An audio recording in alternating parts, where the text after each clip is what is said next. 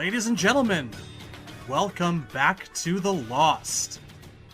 I'm Shad, he's Razor. A couple of old school, die hard, no holds barred, really fucking ancient pair of Mortal Kombat fans who have seen every game come to pass. Today, we are back on our character retrospectives, and we are discussing the wizard behind the curtain, the great and powerful Oz. He who sits on the Iron Throne. I, of course, refer to Shao Kahn. He rules this world. You weak, pathetic fools. All too easy. Is that your best? Feel the power of... Should I say toasty? Seems too easy. I don't think... Shao Kahn is not the one who says toasty. No. Dan Forden breaks through the fourth wall to say toasty. He becomes a character.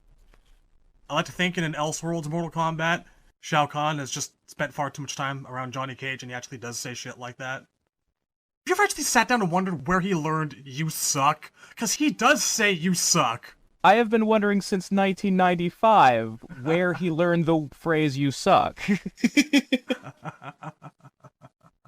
Oh, delightful. As a child, I was the kind of kid who was like, wait, do they say "you suck" in ancient fantasy realms? That doesn't seem right. Somewhere out there's a better version of Annihilation where he's like, how do you say in your language? Ah, yes, you suck. And the actor sells it. He completely sells it. Oh, this is long overdue.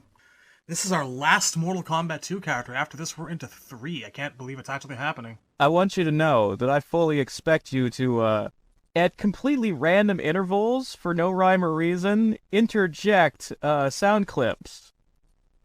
And they don't just have to be the taunts. I expect wah, wah, ha, ha, ooh, oh.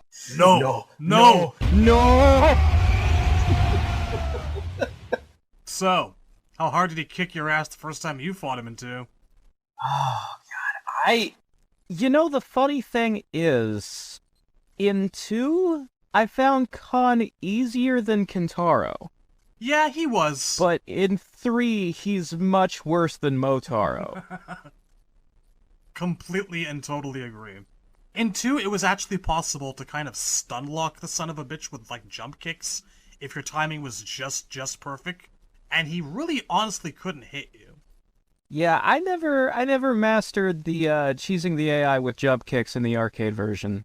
It was a little tricky, but doable.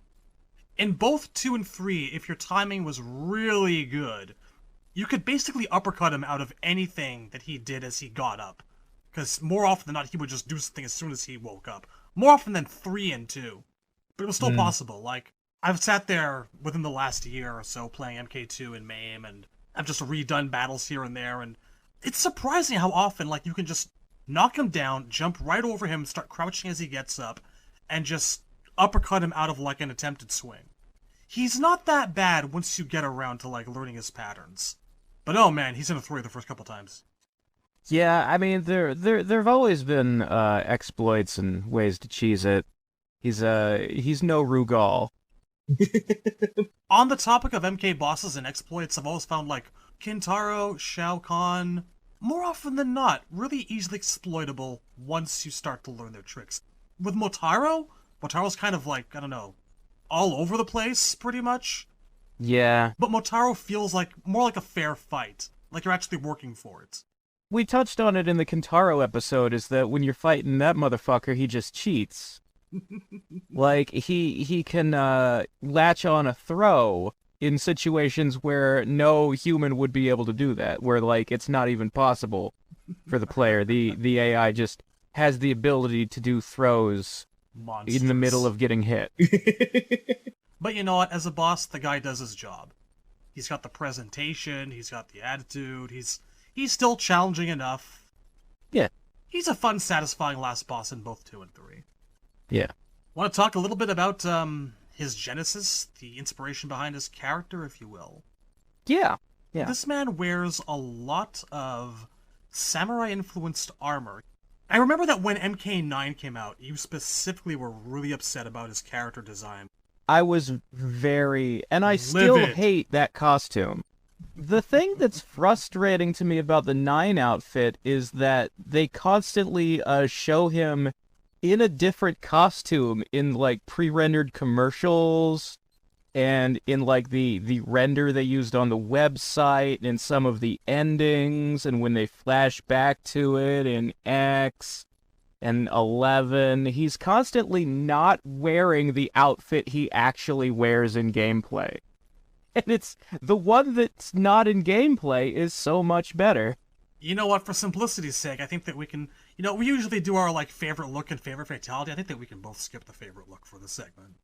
Yeah, I don't There's think not even a point. there's never been anything that compares to the original MK2 and 3 outfit. It's I mean, definitive. he's got his 3D era costume isn't bad. Like, it's the same aesthetic. They just changed a few minor details to, do something newer, something a little more fresh. And I have no problem with it. But there are some things that I think have been lost in translation over the years. Yeah. For example, the big one that gets me is starting from the 3D era on, the skull helmet became actual bone. Whereas in MK2 and 3, it's a helmet that's just shaped like a skull. It's got a metallic shine. There really is something to be said about a silvery metallic skull. Terminator is proof of that. There's no lore for, like, oh, this is Onaga's skull or Jared's skull that he wears as a trophy. No, there's nothing about that in the lore. In fact, Onaga's backstory specifically says that his corpse in the tomb is completely intact because in Armageddon, where he's in the game but he's not possessing Reptile anymore, he's in his original body, which would be a little difficult to do if his body was missing pieces. So, the skull has never been from somebody. There's no reason it has to be bone. But, so talking about, like, the origins of the character, Tobias, back in the day in interviews, always sort of spoke of the aesthetic they were going for was to portray, like, moving from MK1 into MK2, Shang Tsung is sort of like there's, in Star Wars, Darth Vader was introduced first, and then in the sequels, they introduced the Emperor. It's like, oh, this badass, he works for somebody, and that guy's way worse than he is. And keeping with that idea in mind, the very first draft for Shao Kahn was basically a very tall Tarkatan dressed like the Pope. Ah, yes. Yeah, at that point in time, Tobias was considering the possibility of maybe depicting everybody from Outworld as Tarkatan. There were no humans. They were the dominant species. And then they changed their mind, and he came up with a more intimidating, battle-worthy design, and that's where we get basically, like, samurai version of Conan the Barbarian. I remember when 9 was coming out, and I was complaining about his design not looking enough like a samurai. I would occasionally get pushback. People would say that they didn't think Khan looked like a samurai at all. So I want to, articulate what it is aesthetically that makes armor look like samurai armor. I think it only really happens because he doesn't wear too much apart from that. I can see also where the barbarian comparisons come from, but he's always struck me as so much more than that. Like the gladiatorial X straps across the chest, the fact that he's wearing just underpants instead of actual pants. There's definitely Barbarian was a deliberate part of the aesthetic they were going for, but what makes someone look like a samurai is when you have those red stripes across the armor, where it looks like these individual plates that have been sewn or bolted together, and you see it on his shoulder pads, on his hands, the flap over his crotch, the shin guards. The most telling one is Japanese samurai are pretty much the only culture in the world that has that cone-shaped flap coming off the back of a helmet. and then it's like the flap sort of is bent outward around the face. You know, he's got these two triangular bends next to his cheeks. That's uniquely Japanese. That's the classic Shao Kahn helmet. Like, you're not going to see that on English armor. You're not going to see that on Roman armor. That's a Japanese thing. You know what no one talks about anymore? What's that? The fact that the guy used to wear shoes. He did have tiny little booties.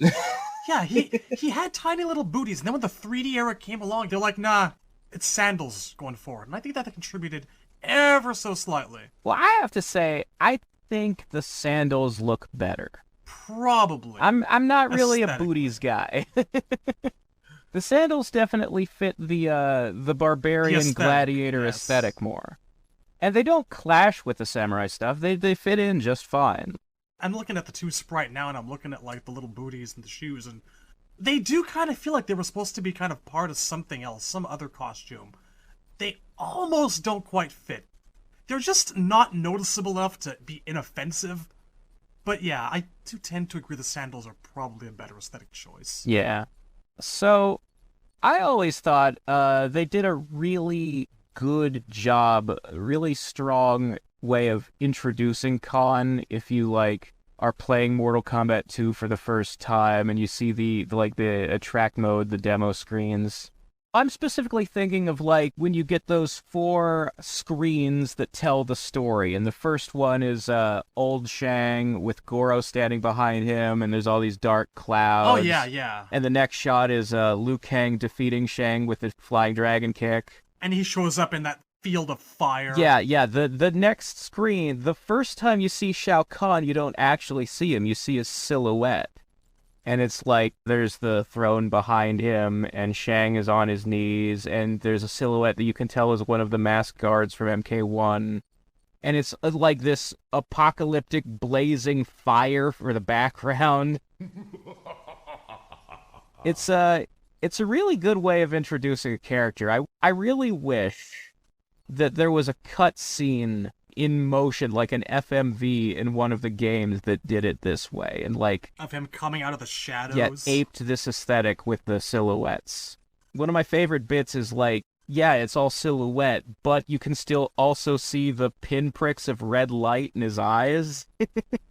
The one in MK3 is the definitive one for me, where he's sitting on the throne, and it's mostly shadow, and his eyes just look like they're these tiny, yeah, like you said, pinpricks kind of blazing with evil. He's more than a barbarian. He's this dark, ancient warlord, sorcerer king who's been alive for thousands upon thousands of millennia, and he just feels like such a threat. You know, we're coming on to a point. I've been thinking about this comparison for a little while now. If you're listening to this, you're probably about to hear us discuss what I tend to call the dissolution of Shao Kahn as a force of intimidation. And as soon as I think about Shao Kahn, the villain parallel that I draw a comparison to right away is Darth Vader. In that, over time, it is really, really hard, after you made that incredible first impression, you have this consistent character, it's really hard to keep them that force of, you know, you can only pull the same shtick once. You can only, like, have the curtain opened once to reveal what it is in all its grandeur. But Shao Kahn, like Darth Vader, just became less and less intimidating over the years. The longer he stuck around, the more they explored him, you know?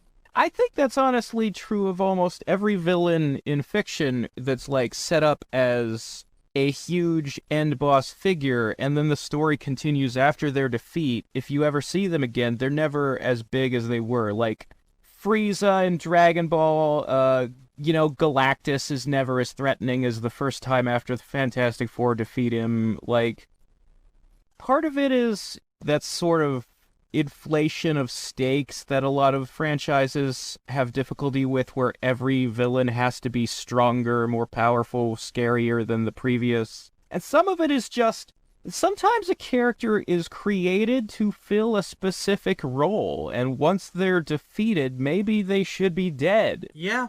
I have a big problem with Shao Kahn being in the 3D era games. To kind of further illustrate the point, as to just how much of an impression Shao Kahn made as a character and as a boss, I don't think you're gonna find a single person out there who was around in 1997 who looked at Shinnok in 4 and went, "Oh yeah, this is better." Not a fucking one. Shinnok was a massive, massive letdown after Shao Kahn. Quan Chi was interesting, sure, but he also was not a Shao Kahn. And when they did Deadly Alliance, we still had no one better. We have to, like, fall back on Quan and Shang. Do something interesting, do something different. The next time that they actually tried to top Shao Kahn after Shinnok was Onaga. Shao Kahn remains Mortal Kombat's most renowned and infamous and famous and greatest end boss. No one ever topped him. Fighting games in general, you know, the first few games make an impression, and that impression sticks. And then no matter what you do, like, no matter what villain they introduce in Street Fighter, people will always compare them to Bison, or maybe Akuma. You're lucky if you get a Gil. They'll always be found wanting. Like, Gil is not... Gil's interesting. The story of the Illuminati is kind of okay, but as a character design, Gil's pretty bland. Listen, I look at him and all I see is a Montreal Expos fan, like 20 years after the fact that we lost our baseball team. There's also, like, Gil is just a gimmick. Like, they're like, ooh, check it out. We can have different moves depending on which direction he's facing, because now our engine can actually track blue side towards the camera or red side towards the camera instead of just mirroring the sprites. He really was just this giant exercise in, look, we can have Vegas Claw and Sagat's eye patch on the proper sides now. Don't laugh at us anymore. You know what Gil is?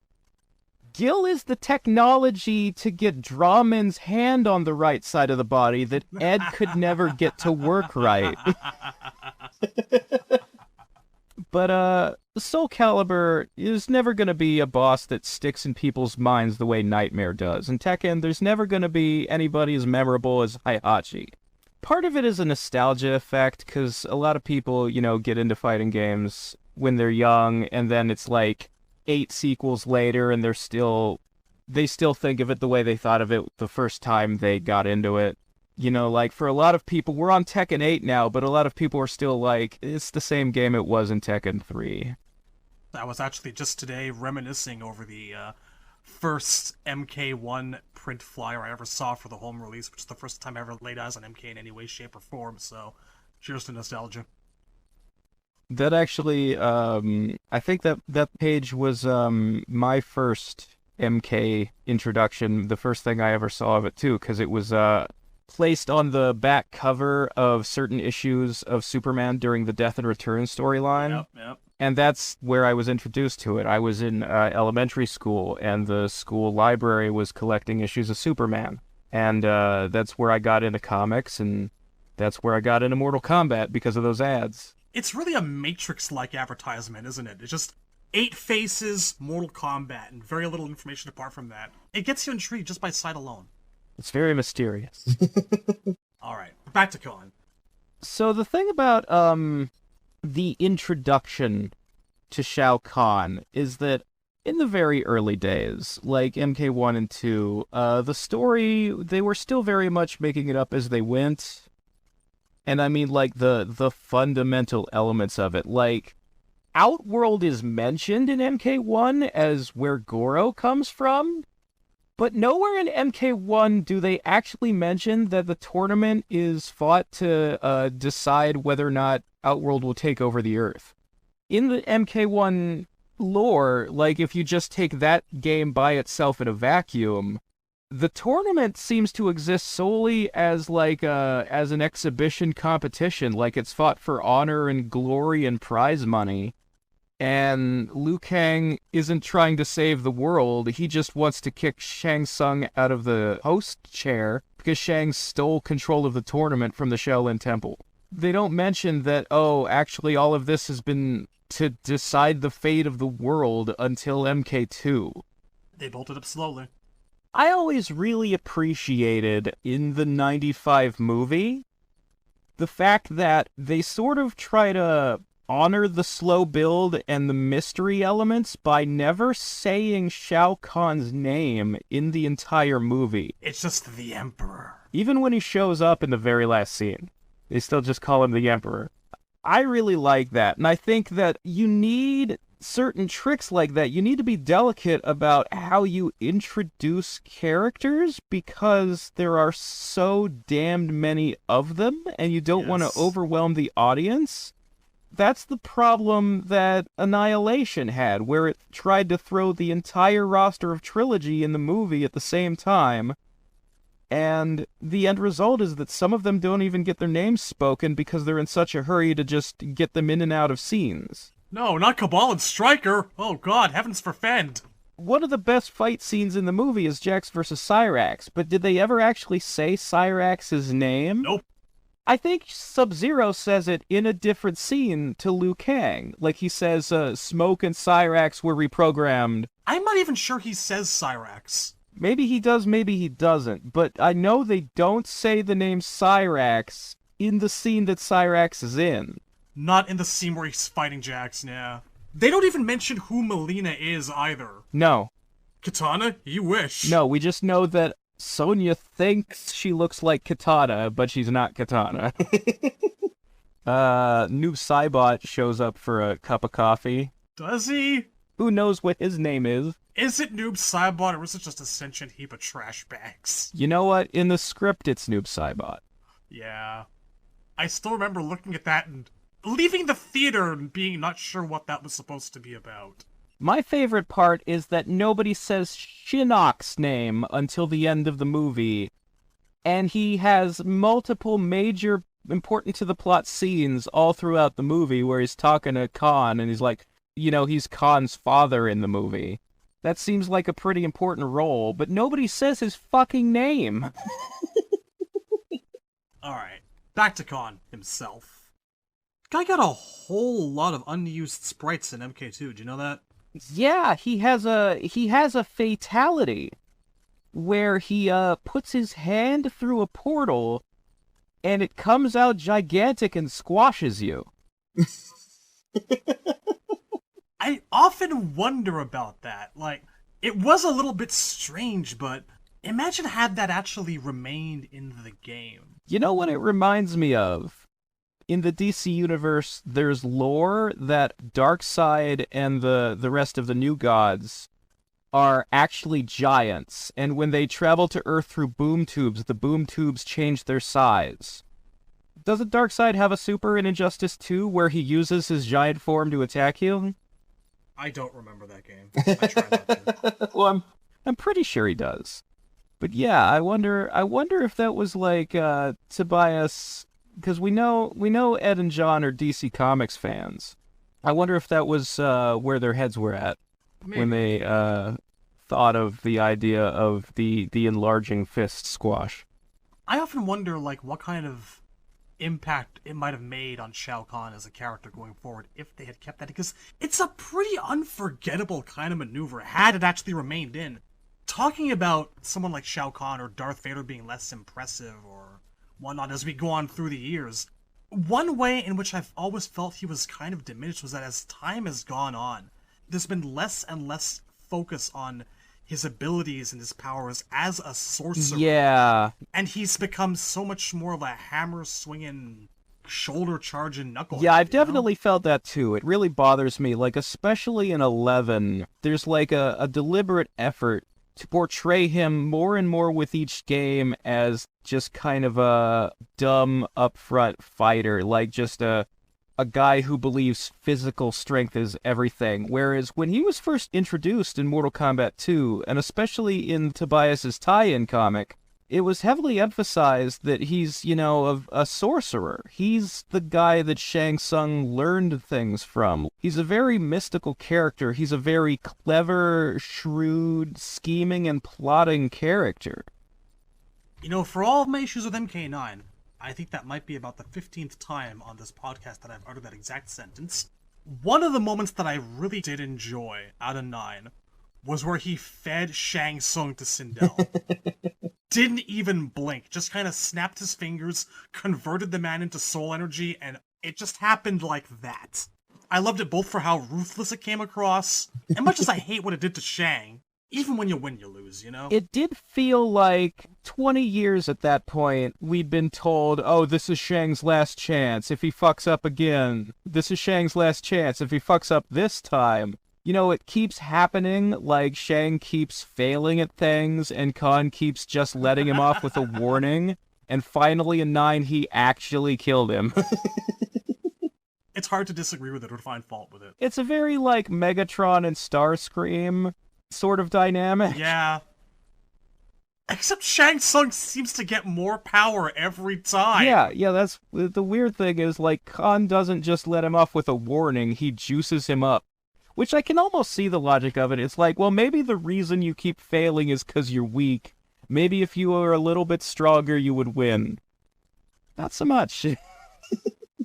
Shouldn't have put that curse on you all those years ago. The interesting thing to me, though, and by interesting I kind of mean frustrating, is that, especially in the early games, whenever they would come up with fatalities for Shang and Kahn, yeah, they would leave them on the cutting room floor, but even if they hadn't, both of these characters, their big move in the lore is stealing souls.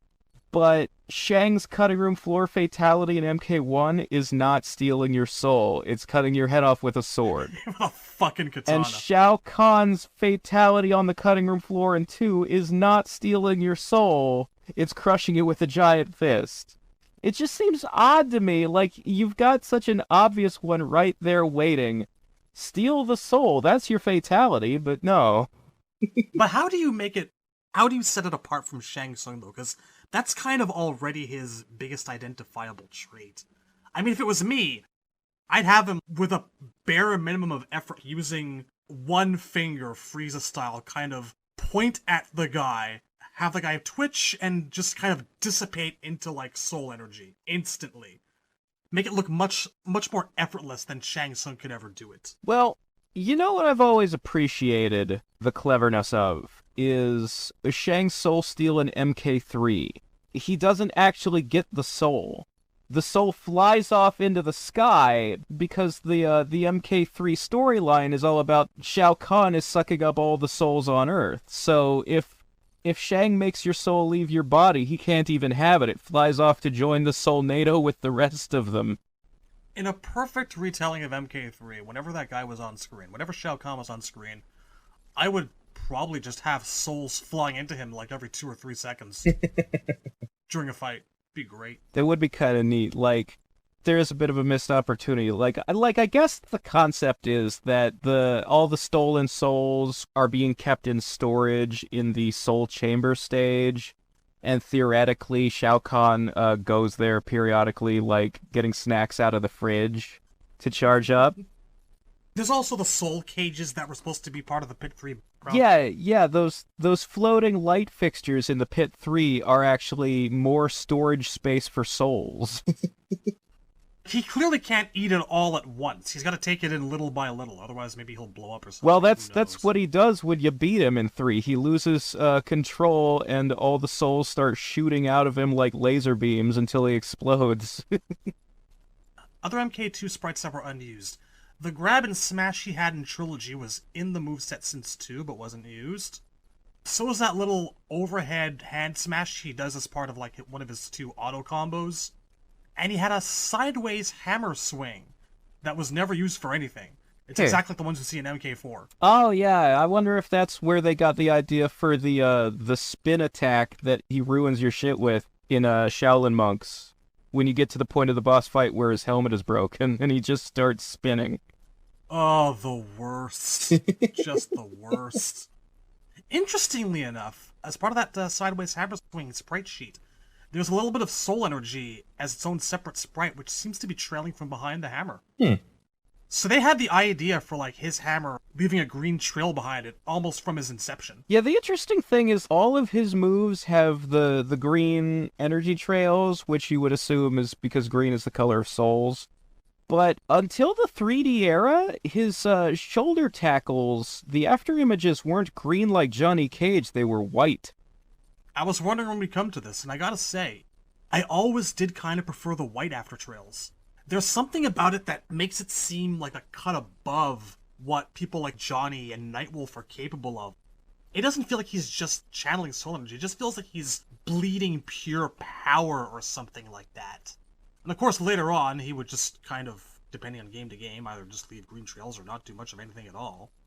Giant shame. There was a significant period of time where they graphically could not get shadows right, so they did streaks instead.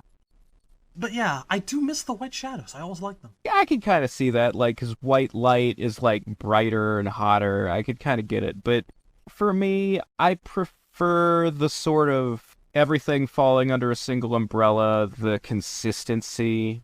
Because, I mean, it's sort of underexplored in the lore. And people always ask, well, what about Jade? She does green shadows too. And it's like, she doesn't actually, well...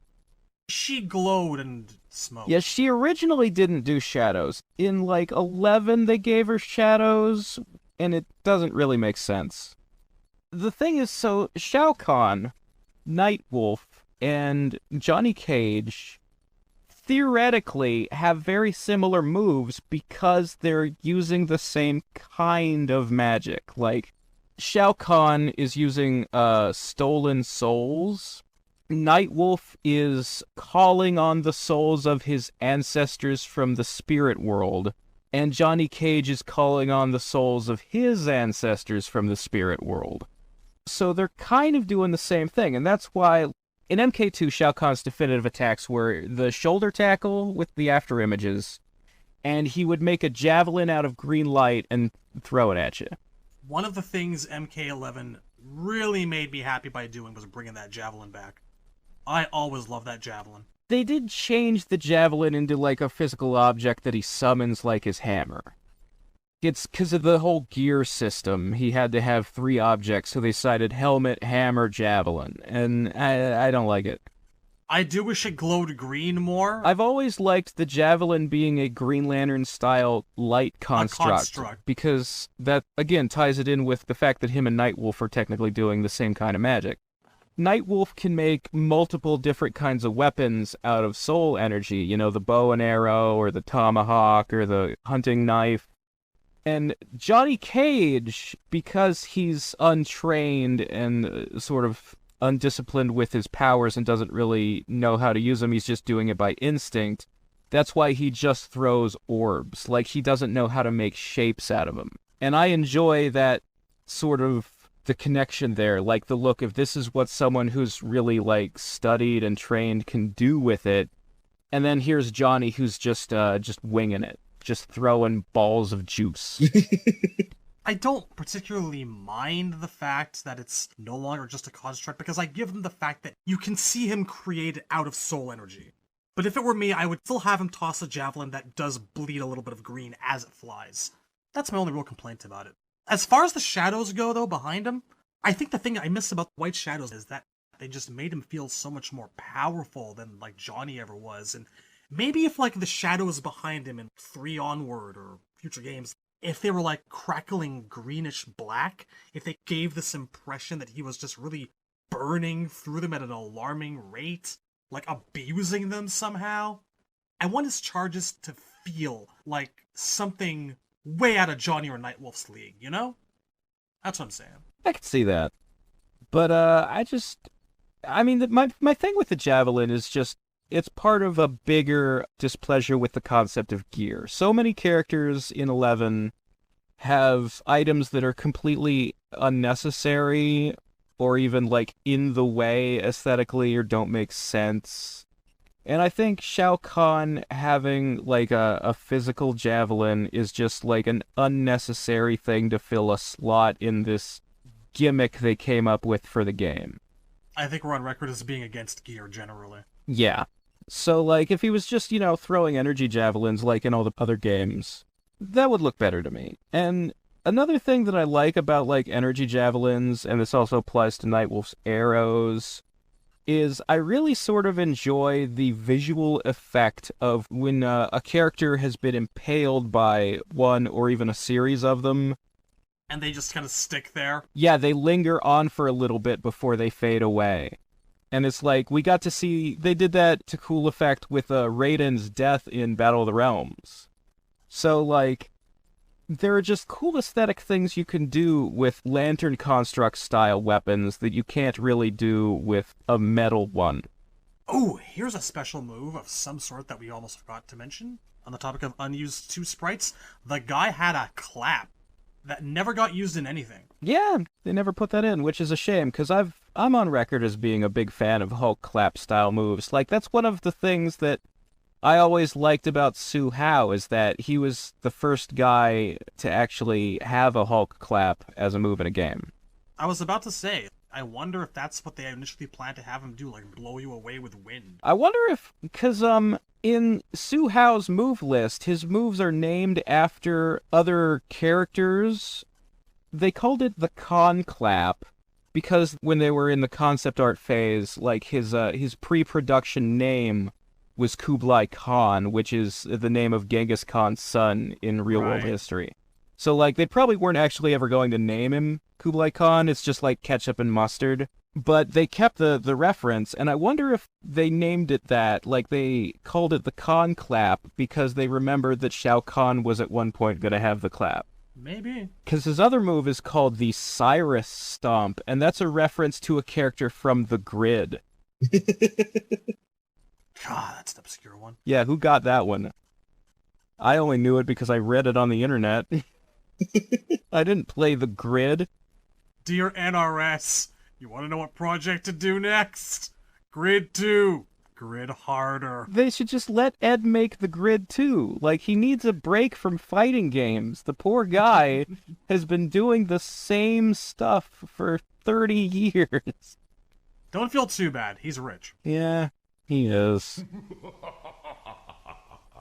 In 3, Khan had a bunch of unused drill sprites that were maybe supposed to come out of the ground or something. Yeah, I think sort of like Cabal's Saw. He would, like, summon drills through the floor, I guess. Maybe for a fatality. I wonder if it was intended to be tied to him, or if it was intended to be because he's on the Pit 3 stage, and aesthetically they would have fit the look of all the other weapons and spikes in the ground that you see in the Pit 3. We'll never know.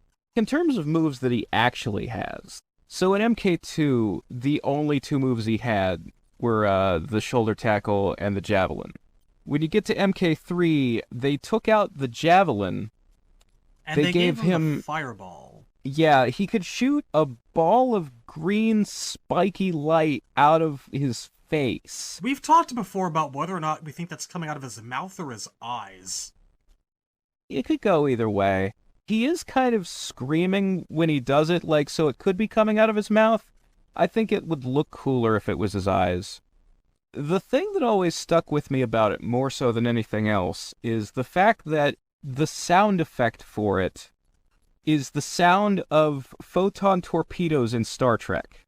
It's a great sound effect. I'd reuse it. Yeah, it's, Doesn't someone actually use the lightsaber sound effect as well? I don't remember exactly.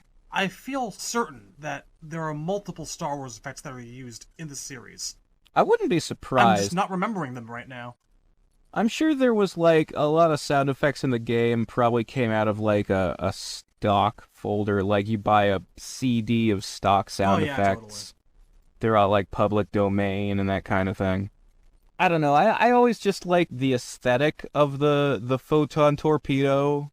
Because other than the fact that it's green, it even looks like photon torpedoes do. The spiky pinpoints of light coming off. You know what?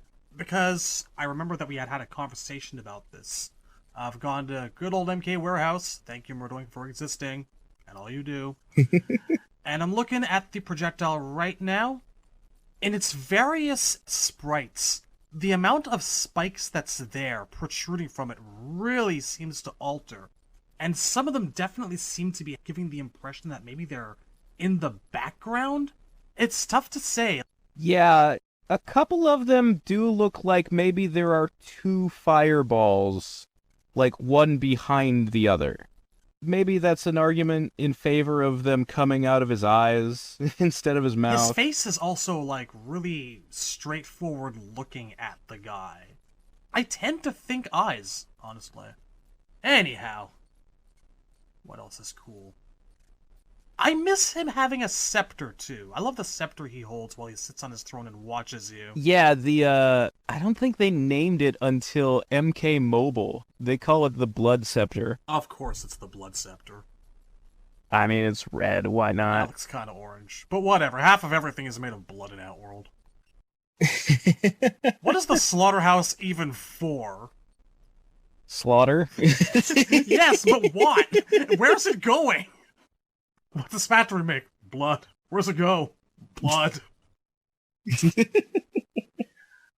We didn't actually finish talking about his special No, moves. we Like, in 3, he got the fireball instead of the javelin. He also got a second kind of shadow attack. It's like a rising knee. You know what bothers me about that thing? What's that? The hitbox. It's weird, isn't it?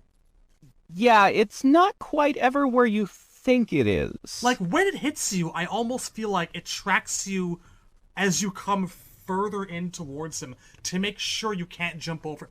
Like, the angle of it always feels weird and different whenever he's hitting you or not hitting you. It's like, you would think that it goes over your head and you should be able to uppercut him. But when you're expecting it to be a high, it's a mid. And when you're expecting it to be a mid, it's a high. Weird goddamn move. It never quite made sense, yeah. In terms of, like, where am I safe and where can I hit him? I don't understand. Like, can I see the hitbox? Could somebody please put a training mode in where I can actually see where the hitboxes are? That would really help me a lot here. But the real game changer from 2 to 3 is that 3 was where he first got the Wrath Hammer. Which he could hit you with repeatedly. And it would stun you like Scorpion Spear. How many times did I hear?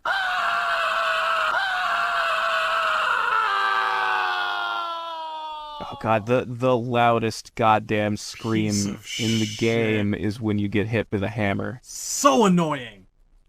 And of course, in both games, he had the, we can call it a special move, but he stands there and taunts you. How have we come this far without discussing all the taunts? All the wonderful taunts. I mean, we technically talked about them at the very beginning. We've quoted them, but we haven't really stopped to appreciate the fact that the man spends 50% of his time talking smack. I believe that there is an order you can arrange the taunts in, where if you play them one after another, it becomes a one-sided conversation. Where, like, they almost make sense as a sentence. Why do I not have a Shao Kahn soundboard on standby? Where it's like, if you were to say, that was pathetic, you're still trying to win, there's almost an order to that, where one sentence coming after the other makes sense. You weak, pathetic fool. You're still trying to win? Is that your I best? rule this world. All too easy. Don't make me laugh. That was pathetic. Prepare to die. You will never win. Bow to me. I rule this world. I am Shao Kahn. You are nothing. You will die, mortal. Feel the wrath. Feel the power of Shao Kahn. Really? You could. You really could. Loves the sound of his own voice. And I really have always loved the fact that after he kicks your ass, the man will walk up to you and point down at you. Just to insult you further.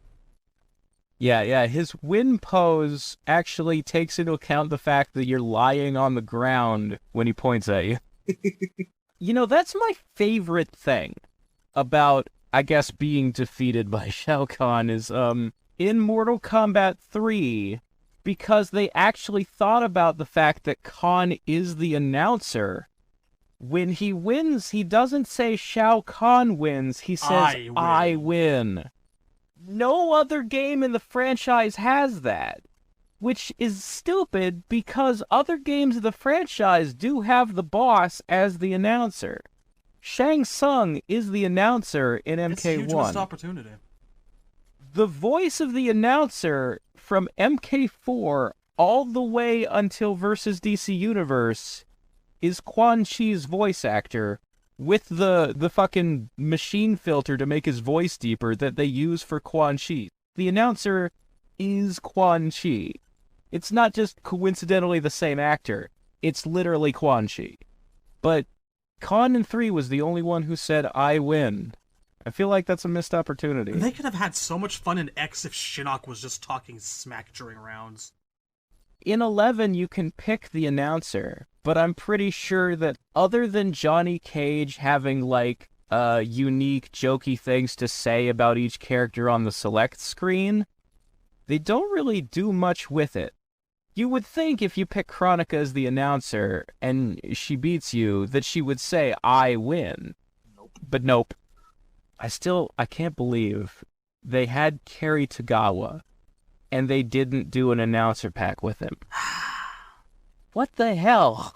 You know, I refuse to believe even for 1 second that they didn't think of it. It was probably a matter of WB not wanting to shell out too much money. That's what I'm thinking. Maybe.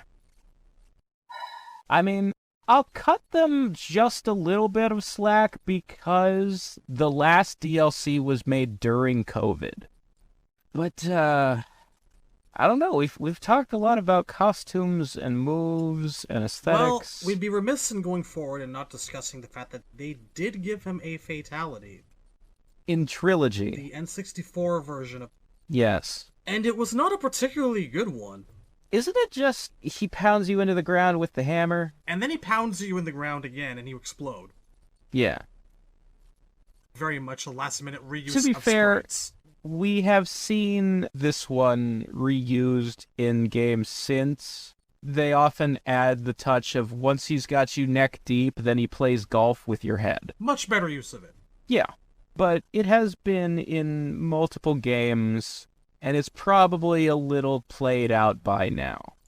Do you think the guy actually has a definitive fatality?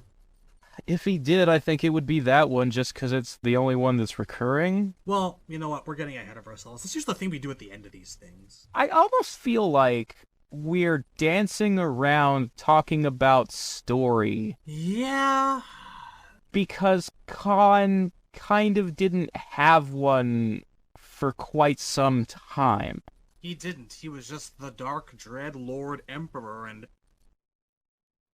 We know he's the Emperor of Outworld. He has been for tens of thousands of years. He's, you know, a sorcerer. He taught Shang Tsung dark magic and soul stealing. It would not be until Deception where we actually get any kind of concrete background as to what he is. For a long time, the only kind of actual hint that we had, or any kind of insight into what he might possibly be, for years and years, was the very frequently rebutted statement in Mortal Kombat Annihilation that he was Raiden's brother. Which at the time came out of absolutely freaking nowhere and had no context or sense to it whatsoever. I mean, obviously, neither Mythologies nor MK4 mentions Shinnok having any familial connection to Raiden, so if it was intended to be a thing, it would have been mentioned then. And both of those came out before Annihilation. So obviously, like, we all saw Annihilation say that, you know, Khan and Raiden are brothers and Shinnok's their dad, and we all went, that's not true.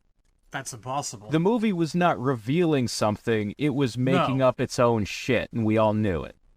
Exactly. I'm just using this to prove a point that we had absolutely nothing to go Right. on. We were told that Shao Kahn is quote-unquote immortal. Yeah. That's the only thing we really knew about him, and, like, species-wise, like, we'd seen him in Tobias's comic, and Malibu was a big fan of depicting him with his helmet off. In fact, I'm not sure they ever drew him with it on. That always used to frustrate me about the Malibu comics and about the strategy guides that would use art from Malibu, is that you'd always see Khan with his helmet off, and, you know, the skull helmet looks so much cooler. As a kid, I was always mad that they would never draw the skull helmet. Wanna know something? When I had those strategy guides as a kid, I distinctly remember they had, like, the single panel excerpt of just Khan's face, and I was like, who the fuck is this guy? Because I hadn't read the comic. I did not understand what that was supposed to be, like, some sort of unused concept art, a monster. Then a little while later I saw the comic, I'm like, oh, okay. We haven't really talked about his face a lot. I remember when I was a kid, and I mean, you know, 10-year-olds are a little bit stupid. So I would constantly see this artwork of his face with the helmet off, and then I'd like look at the sprites in the game and I'd be squinting at them and I'm like, he's wearing a helmet, right? Is that his face? Like, is what they drew here supposed to be what he looks like in the game? I mean, I was like, this is him underneath it. But I don't know if I want to see it. I started genuinely questioning if the sprite of his skull mask wasn't wearing a mask. Like, his horns were bigger in the game or something. You know, to this day, I'm not entirely certain about how I feel about unmasked Shao Kahn. It's a little bit disturbing in its way if I'm just looking at the old John Tobias art. It's an interesting design. Like, I could probably find other fantasy creatures out there in pop culture that have sharp teeth and no lips, or like a withered enough face to vaguely resemble a Tarkatan. I probably would not be able to find any artwork of a demon that has fingernails growing out of their eyebrows. There's no other comparison you can make, is Yeah, there? Shao Kahn is the only fictional character I know of that has this forehead. It is very distinctive. It's both repugnant and utterly fascinating, and there's almost no rhyme or reason to any of the ones in the center, which are smaller than the ones outside. They're in 2 rows. There's like 3 aligned in kind of an obtuse triangle, and then there's like 5 on the bottom, and it's so perfectly incongruent that it reminds me of all the things I love about Outworld as a nonsensical, chaotic realm. It's like he has hands growing out of his forehead. It's as fascinating as it is horrific. It's very strange. But it is definitely unique, and I appreciate that about it. I was kind of pleasantly surprised when 11 brought him back and I could see him unmasked so very often. I don't know that I would share your enthusiasm because they changed the design so much in 11. They did, but it was like the first real in-game attempt to actually depict it in some way, shape, or form, so I appreciate the effort, and yeah, I wasn't entirely pleased with how his face turned out, because they're much less prevalent. They're kinda there, but they really whittled down the finger aspect of them, so they just kind of look like tiny, minute horns. So, friend of the channel and occasional collaborator, Merc1, he is a Chicago resident who attends art school there, and one of his teachers does 3D modeling for NetherRealm. And he said that this teacher told him that they wanted to do a more authentic finger-faced Shao Kahn. Ah, yes. And they found that the claws would clip out of the helmet gear. So they had to make them smaller and more subdued. But that's not what bothers me about 11 Shao Kahn. What bothers me is the dragon scales all over his body. Well, we're gonna get there. But in the meantime, I do have to give it up to them for trying. I don't know, like, there are times where he looks silly. Like in the scene where Katana is slashing him across the face when she defeats him for the throne. And I think the problem that I have with those scenes, what's throwing me off about the face in 11, is something about the shape of his nose is very Michael Bay Ninja Turtle. Oh no. Oh no. You're seeing it now, aren't you? Grody. Little Yeah, bit. see? Little bit. That's the problem I have with it.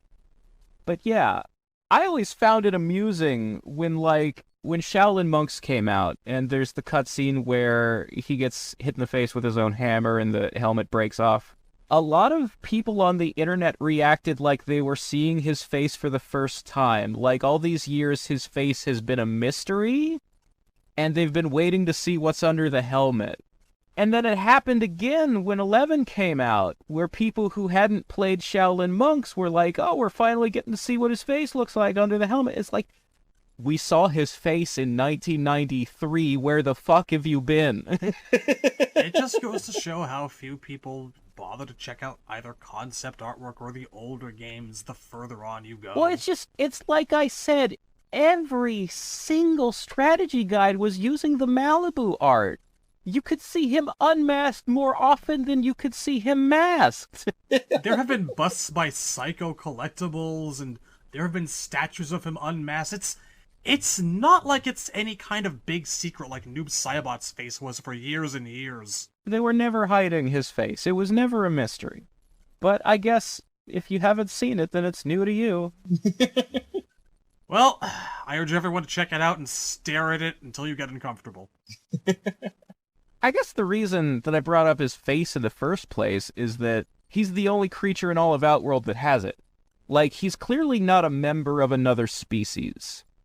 Although some people will occasionally look at it and mistake it for Tarkatan, and I can almost kind of see it because they do have spikes growing out of random places, like 3D era Baraka had him coming out of his head. It's a loose, vague similarity. Yeah, vague similarity, but Shao Kahn has lips. So Yeah. he's not Tarkatan, okay? If I had to give those weird head fingers any kind of singular characteristic or quality, I'd probably, just because of the way that they're kind of ridged, they kind of look like dragon feet, or toes, or scales, or fingers, or something. Like maybe there's some sort of connection to the Elder God's blood there. Perhaps. The point is that Shao Kahn was clearly a one-of-a-kind being. He was billed as, quote-unquote, an immortal in the early days, but otherwise no origin given. Well, if I'm remembering right, I think that initial plans revolving around Khan from John Tobias's notebook specified that it wasn't just that he wanted to collect souls to get more powerful, it was that he kind of needed to also expand the barriers of his realm because he was becoming too powerful for his realm to contain. Yeah, so there's a bit of dialogue in the MK2 comic where he specifically says that his power can't grow unless the borders of his realm grow, almost as if it takes up physical space. In the old days, Outworld was really more of kind of like a mystical dimension rather than a physical place. I mean, there was that mention in MK1 of, like, the Shao Kahn being on a quote-unquote astral plane. Yeah. We never really learned what that was supposed to mean. It's best to just look at all allusions to Outworld being a metaphysical or spiritual place, or there being planes of Kuatan as discarded initial plans that have just been since retconned out by literally everything that's come along in the past 20 years. Yeah, I mean, the idea of Outworld being a metaphysical place where everyone is a spirit and they don't get a body until they come to Earth would not have been compatible with the plot of MK2, where people actually go to Outworld and have a physical fist fight with Outworlders. If you're interested, the actual phrase Khan says is, "We have occupied this realm for ages. My strength grows, yet this realm has ceased to grow with it. I need room for my powers to expand." I suppose if you really wanted to, you could look at that sentence as possibly saying, I need more realms to conquer. The more powerful I get, the more realms I need. Maybe it's like a cycle of addiction, perhaps. He could just be speaking in, like, a flowery sense of, like, I need to get stronger. The more realms I conquer, the stronger I get. It does kind of sound like his magical energy takes up space, and it is literally pushing up against the borders of the realm, and it's getting crowded in here for him in a magical sense. Yeah, that's how I've always looked at it. Like, he needed to conquer other realms to expand Outworld constantly. As he grew, so did Outworld, up until a certain point, and then he couldn't anymore. The sense we're given in later games, like MK3 and MK9, is it's more a sense of, like, Shao Kahn is on the verge of being as powerful as the Elder Gods. Like, if he takes Earthrealm, that's the last bit of strength he needs to gain that he could challenge them and take over the entire universe. Those are the stakes. But, in terms of, like, origin story, we never even really got a sense, not just of where he came from, but of, like, how long he's been ruling Outworld, what it was like before him, especially because in the early days of the lore, there was some confusion as to whether Edenia was a realm conquered and merged with Outworld, or whether Edenia was what Outworld was. Very inconsistent in the early days, yes. Like, Jared and Sindel were the rulers of Edenia, and Shao Kahn came out of nowhere to steal the throne from them and renamed it Outworld and turned it into a bleak place. Which is the tack that the early things like the Malibu comics took. Yeah, the Defenders of the Realm is another one that definitely portrays it that way. And none of them really bothered to explain where Shao Kahn came from. They just sort of portray him as a shadowy figure who sneaks into the castle, kills Jared. Haha, the kingdom is mine now.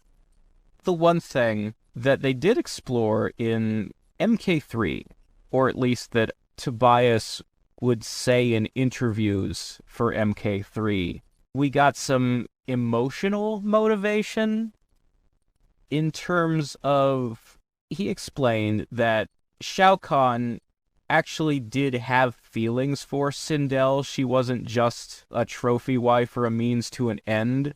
Ah, the great question. He was actually sad when she died and that kind of thing, and that he wanted Kitana to love him like a father, but he knew one day she'll find out the truth, and I'll lose her. And that's why Melina was created, because he wanted a version of Kitana that would have cause to stay loyal to him. It's so typically megalomaniacal, isn't it? Wants love, craves acceptance from certain people in his life, has no problem making copies of those people who'll do it right. I mean, it's sort of classic sociopathy to want people to love you, but to not know how to love people. That completely one-sided sense of, I want everyone to appreciate me and make me feel good, and it never even occurred to me to reciprocate. I'm thinking that, honestly, for the sake of the comments on this particular video, we should have a definitive source that says where John said this, because it's such a frequently brought up question, like, how did Shao Kahn feel about Kitana and Sindel, and you know, the old games themselves never were really great at articulating at any of that. It all came across in Malibu and the side stories, and even fucking Annihilation got it right, and the new games just decided to take the tack of, whatever, you're replaceable. They ditched that aspect of it entirely, and that is something I would really sorely love to see done justice in a new game. I would like to have that, because I'm recalling it from memory, and, you know, it's back in 95, I was reading, like, every issue of EGM magazine, and I'm not gonna be able to, like, track all of those down. I mean, all that shit's on archive.org now, man. Like, I could do it, but it's such a time commitment, and I kind of don't want to. Like, I'm lazy. If you can remember what year it was, throw it my way and I'll start doing research. Fuck it. I want this shit in writing. I want this pinned. There are little hints of it in the in-game lore. There's parts of text where they say vague things like Sindel's death at a young age came as a surprise to Shao Kahn. Like, he didn't see her committing suicide coming? You mean she jumped out the window? Why would she do that? I thought we were happy. Look at this huge skull castle. It's amazing. Who wouldn't want to live here? Did so much for that woman. Look, there are two ways you can tell the story of a guy who has forced a girl to be his daughter. A villain who has adopted someone who is less villainous, and there is animosity there. And one of the ways you can do it is MK9, and the other way you can do it is Thanos with Gamora and Nebula. And I ask you to use your judgment, dear listener, which one seems to have more depth? Oh my god. That's why I found that relationship so fulfilling watching Avengers movies. Oh my god. Yeah, it was a little familiar to you, wasn't it? A little nostalgic, perhaps. It's the exact same Thank you, Razor. Oh wow. All I'm saying is maybe Shao Kahn used to have a little bit of nuance that he hasn't in the past, 11 years or so. You know, we sure are building up an awful lot of reasons as to why Shao Kahn ain't quite the presence he used to be, aren't we? It really isn't down to one particular factor, is it? It's more like almost literally fucking everything, isn't it? It's a multifaceted problem. So in terms of our discussion of origin story, I'm just gonna jump ahead to when he finally got one in Deception. Alright. Specifically in Conquest mode. The first time Shujinko travels to Outworld, Damashi tells him, this is the exact line he gives, describing Shao Kahn and how he stole the throne from Onaga. He says, there was a time when he was much like Raiden is to your Earthrealm, an advisor, but he abandoned his position and stole Outworld for himself. Now, that line by itself, there are people who read it not super literally and just assume that means that he was like, the royal vizier or whatever. He was like the right hand of the throne, literally just an advisor. But it's the he was like Raiden part that's important, because if you go to Netherrealm or Chaos Realm, the NPCs that you talk to, the subtitles will say one thing, but their voices will say something else. Their voices are all backmasked. If you play them in reverse, they all turn out to be little Easter eggs that John Vogel was recording into the mic. And some of them are silly, like, one of them is, I'm talking backwards. Spooky, isn't it?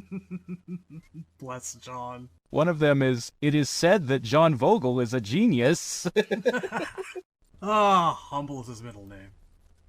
I miss that guy as a writer. But, there are several that are actual lore. For example, the one particularly relevant here is there's one that says, Shao Kahn, Lucifer, and Raiden are of the same race of beings. That's a bit of a retcon, because Mortal Kombat Mythologies introduced the concept of the character Lucifer, who was a demon who ruled the Netherrealm when Shinnok was banished there, and Shinnok had to overthrow him to take over the Netherrealm. And mythology specifically says he was just a demon who was spawned in the pits of the Netherrealm. Whereas this is implying that Lucifer was actually one of the Netherrealm gods. I'd go with the second one, honestly. It is more interesting. But the relevant part here is the fact that Shao Kahn is the same species as Raiden. He was a god. He was, if you extrapolate from those hints, he was the protector god of Outworld at one point in time. This is not just an assumption. John Vogel on Twitter has confirmed that this is what they meant. His origin story for Shao Kahn is that he was the protector god of Outworld during Onaga's reign, and that at some point he decided he was sick of just, giving advice to the ruler and protecting the realm, and decided he wanted to be the one in charge of it. And since the Elder Gods forbid realm gods from ruling over the mortals, he had to give up his position as a god, his rank, in order to be a king.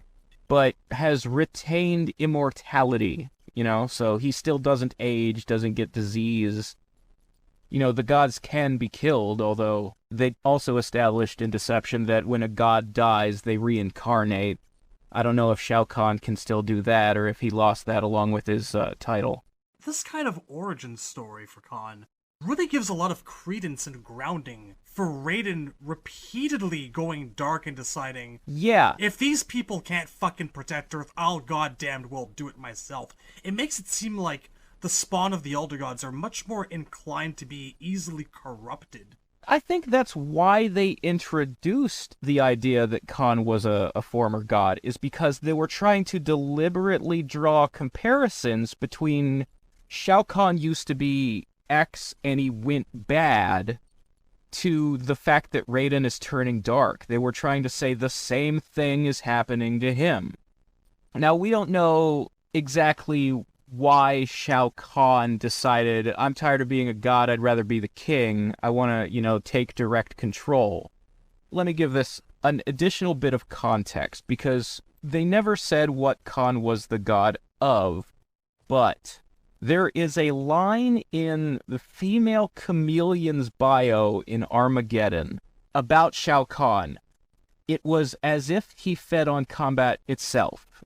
Those who fought against him only seemed to make him stronger. Now, there's sort of an implication when you combine that with the fact that Khan's motivation is he always needs to be conquering things. He's single-mindedly obsessed with it. It's possible he was the god of war. I could see it. So the backstory of Onaga's rule is that Onaga was the first king of Outworld who conquered every nation and united Outworld into a one-world government. And Khan was his advisor during this campaign. So at some point, Onaga conquered every part of Outworld there was to conquer. There was nothing left to go to war against. So if you're the god of war, and you've been helping a guy take over the entire planet, and now he's finished doing it, you're gonna get restless. There's no more war. There's nothing more to conquer. What are you gonna do? Keep going. So it seems like Shao Kahn overthrew Onaga and took the throne because he couldn't stand the fact that he had run out of stuff to conquer. And that's when he came up with the idea of attacking and conquering other realms. Maybe he suggested the idea to Onaga, and Onaga was like, why? I've already got everything I wanted. I brought peace to this planet. Everybody's now under a single government, under my control. This is all I wanted. And Shao Kahn is like, I have to conquer things. That's what I do. We're not done. I'm the god of war. We can't stop. When you think about it that way, he kind of got the short end of the stick. Raiden can make lightning whenever he wants. Khan is compelled to genocide. Yeah, like, you never run out of weather, but you can run out of things to go to war against. So yeah, that's kind of what I interpret Shao Kahn's motivation and the reasons for his backstory to be. The thing that kind of bothers me, though, is I feel like NRS has taken that idea and they've used it as an excuse to make Shao Kahn a one-dimensional character, where conquering things is his only personality trait. And that, I think, is where the problem lies. I believe there are many problems. There are many problems. We've touched on a few of them. I don't even think that we've hit the biggest one yet. But something I just want to actually put out there, as long as we're talking about Khan's origins and the fact that he may have been stripped of his powers by the Elder Gods and cast out for, failing to be the protector. Especially as of late, he sure does have a lot of quasi-children around, or people who look at him as a father figure. And there's obviously the fact that he wants Kitana to love him as a father, or wanted her as his daughter, and so very much wanted to have a daughter that when that didn't work, he had Melina created instead. That kind of implies to me with almost absolute certainty, and it always has. Again, this is purely theory on my part. Is it? But there is no goddamned way that a person like Shao Kahn, a warlord who's been alive for untold millennia, who MK9 even shows us has like women crawling all over him when he wants. There is no goddamned way that this person does not have, or could not have, 1,000 bastard children out there. Yeah, if he wanted kids, why doesn't he procreate? And that's the thing. I don't think he can. It's either that gods like Raiden and Fujin and Shao Kahn are incapable of it, or whatever capability he had for it was stripped away whenever he was cast out. I'm inclined to say the latter just because Argus has had kids. Yeah, that's true. So we can't say that gods are by default infertile, but Shao Kahn does seem to be. It is really the only way it all makes sense. All the daughter having. The daughter adopting and the daughter creating through magic, and not a single one of them was just having sex with a woman. Maybe it isn't even that he can't have children, it's that, like you said, he is one of a kind. Maybe no one is capable of bearing his child in this or any other universe. Maybe he is too powerful. The sacred seed of Shao Kahn. So here's the thing, is that if his backstory is that he used to be a god, and we know Raiden, in several games, we're told that he takes a mortal form, that he chooses to look like a human being, and basically creates that body out of thin air in order to fight in tournaments and interact with mortals and all the game plots. That would mean that the reason Shao Kahn looks one of a kind and is the only creature in the realms with those fingers on his forehead is because that's what he chooses to look like he designed that avatar. Which I guess would fit a God of War, it certainly looks scary and intimidating and monstrous. I think since Raiden is known by many names and has probably appeared in different visages, that Shao Kahn probably also chooses the aspect that he appears as, or, It's entirely possible that, the first Tarkatans saw him as some sort of primitive being, and he decided to take it and run. Who knows? We still don't have all the facts. Look at all these hypotheses we were coming up with. I should point out, as an outlier, in Mortal Kombat 11, we said we were going to get to addressing the Dragon Scales redesign. There is a point I want to make, is that according to Dom Cianciolo, one of the writers of 11, the MK11 timeline is separate from the other game timelines. It technically takes place in a different continuity from 9 and X, and 9 and X happen in a different continuity from 1 through Armageddon. In MK11, Shao Kahn's not a former god. He's not even immortal, according to Dom. He's just lived a very long time. My head hurts. He still ages. And when they revealed the Dragon Scales design for 11, a lot of people wanted to know what the backstory behind it was. There were a lot of assumptions like, have they changed him to being part dragon? Has he absorbed some of Onaga's power somehow and mutated because of it? And things like that. And what we eventually learned, and this has been confirmed by some of the artists on Twitter who worked on the game, there is no backstory to the redesign. It is to be treated as if he always looked that way, at least in this continuity. And the reason they did it was purely an artistic desire to try new things. The same reason that they gave Melina lips in MKX. These artists, apparently it's not part of their job to take continuity into account. They're allowed to just do whatever they want, redesign whatever they want every single game, with no regard for what was true in the previous games. I remember distinctly that I was part of the camp that believed it was Onaga related, and when that particular factoid came out, that was my breaking point. I was like, no, I don't care anymore. No. Yeah. I mean, they don't care, why should we? Exactly. That's where I stopped trying to actually analyze physical appearance. The argument that I have always tried to make to people is that continuity is the ingredient that makes stories matter. Because continuity is context. Without context, everything happens in a vacuum. It doesn't have prequels or sequels. Every story is a separate franchise, theoretically, and that means that if the reason you're a Mortal Kombat fan is because you have been for however many years, it's because you liked a previous game, well, that previous game doesn't matter to this game. So why are you a fan of this game if it's not connected to the thing you're a fan of?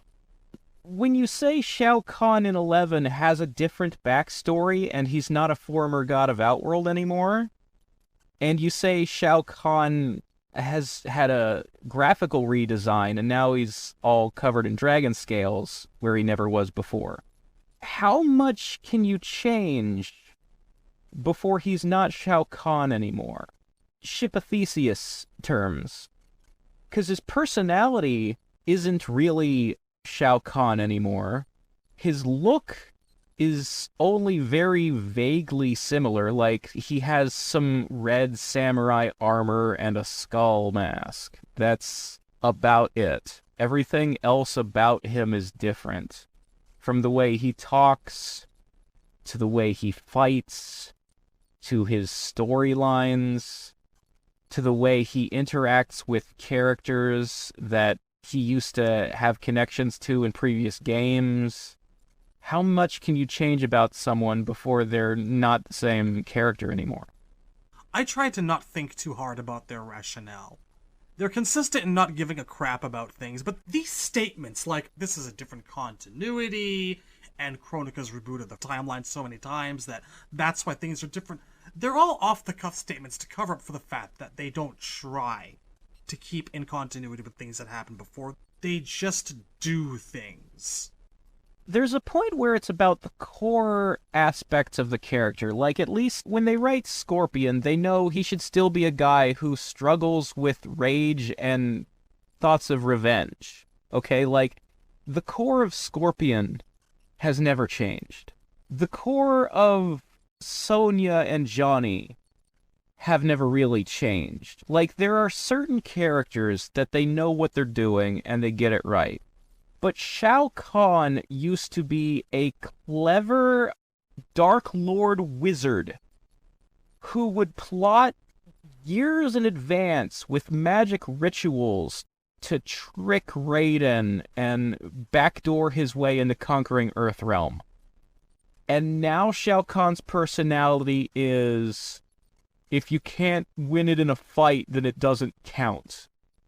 Everything is about physical strength and domination. We've talked about a few factors that have led to this. We've talked about his appearance changing. He's gone from just kind of dressing like Conan to his personality is basically just Arnold Schwarzenegger. So we talked about his special moves veering more towards the physical and less towards the magical.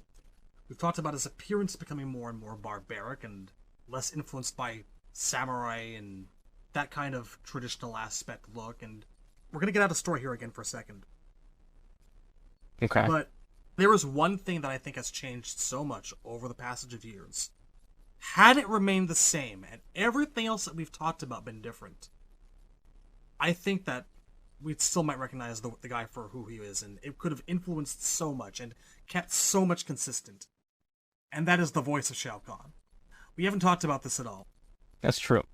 And I have always thought that the voice of Shao Kahn was one of his singular, most defining features. We've talked here just now about how he's his own announcer, how he gets across that personality of his, and how imposing it made him feel in MK2 and 3. But we haven't talked about how his voice has changed over the years. And this is where we got to do that. What I'd like to play at this point is clips of Shao Kahn's voice through each successive game. And I think that anyone listening will be able to hear the change as it occurs. You weak, pathetic fool. You will never win. You are playing with death, foolish one. Now, what am I to do with you? My people have spoken! You haven't been listening to what Quan Chi has told us. The forces of light also seek to acquire this power. You cannot defeat them alone. I am Shao Kahn, and you will bow to me! How is it that Earthrealm ninjas brazenly appear before me when my daughter, Princess of Outworld, was sent to intercept them? Father, Begone! You weak, pathetic fool! Weak, pathetic fool! You've suffered too long at this pretender's hands, but I've returned, and I will save you from his madness! Only I can rebuild the Empire. All realms will tremble before me. Outworld will again be conquerors. Never the conquered! It started in Shaolin Monks. We had Steve Ritchie, the original voice of Shao Kahn, come back after many, many years to be Shao Kahn again in Shaolin Monks. Shao Kahn went from having this thick kind of Eastern European accent with heavy rolled R's. I rule this world. Maybe I'm overdoing it a little bit, but you get my point.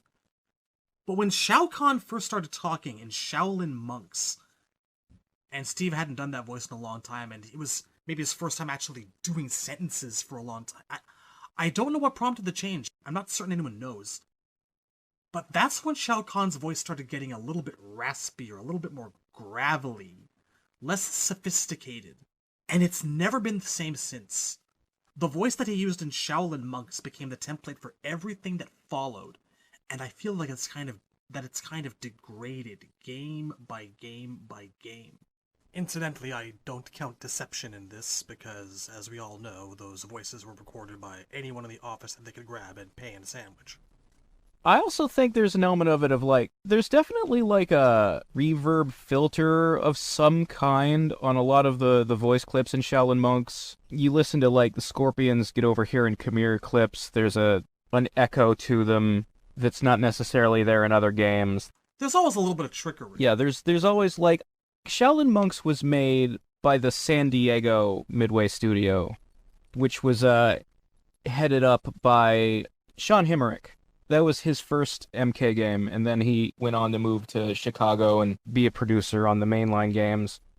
But, like, I don't know that anyone who was at the studio making Shaolin Monks was there during MK2, or if they were remembered what filters they used and what they did with the sound on Steve's voice. So, like, it's not just his performance, although his performance is a bit different. The R's are less rolled, and it's more loud and rumbly. And in all fairness, even in 2 and 3, I mean, outside of him forming sentences, he was going, ha, har, har. You know, there was always a little bit of a kind of brutish, barbaric quality to his battle noises, even if that wasn't how he was talking. I don't think that MK2 and 3, compared to Shaolin Monks, sounds all that different. Like, you can still tell that it's Steve Ritchie. It still sounds like the same guy. But there is a difference. I think some of the difference is in the technology of it. Like, the filters and that kind of thing. Another factor is that Steve Ritchie, at the time of Shaolin Monks, had tinnitus. This is why he didn't stick around. Yeah, he had started to, like, lose his ability to hear so well. And this is the major reason why that was his last time performing the character. I can only speculate as to how much he was actually able to hear at that point. Maybe he was at a point where he couldn't hear his original performances and was going off of memory. Perhaps. And just to be clear, I'm not blaming him or NRS, any particular party. I don't necessarily think that Shaolin Monks is the reason that future Shao Kahns don't sound like Shao Kahn. I think it's just there are subtleties to the MK2 voice that are unique and difficult for anyone to replicate, and I don't think they were even really trying to aim for that. With the voice actors who have played it in 9 and 11, I think they were just going for, find a guy who's really good at a deep, angry, powerful boss monster voice. It's the same kind of casting directive you would give when you're looking for Goro and Kintaro. But it did become more gravelly over time. The graveliness and the harshness of... I feel like they just increased as the years went by. If anything, it feels like the Flanderization of a voice to me, That's the thing. That is the standard angry, large guy voice that you hear in every, cartoon villain. All voice actors do that voice, the deep, gravelly one. The interesting thing of it is that nobody has really been in the ballpark of sounding like Steve in terms of the, professional voice actors that they've hired since MK9, except for Fred Tatasciore, who played the role in the Legends movies, particularly Battle of the Realms, where he had more than one line of dialogue. Kill you? No! You'll stay alive, watching as I merge the realms. Then, when you've seen all that you love destroyed, then I'll kill you.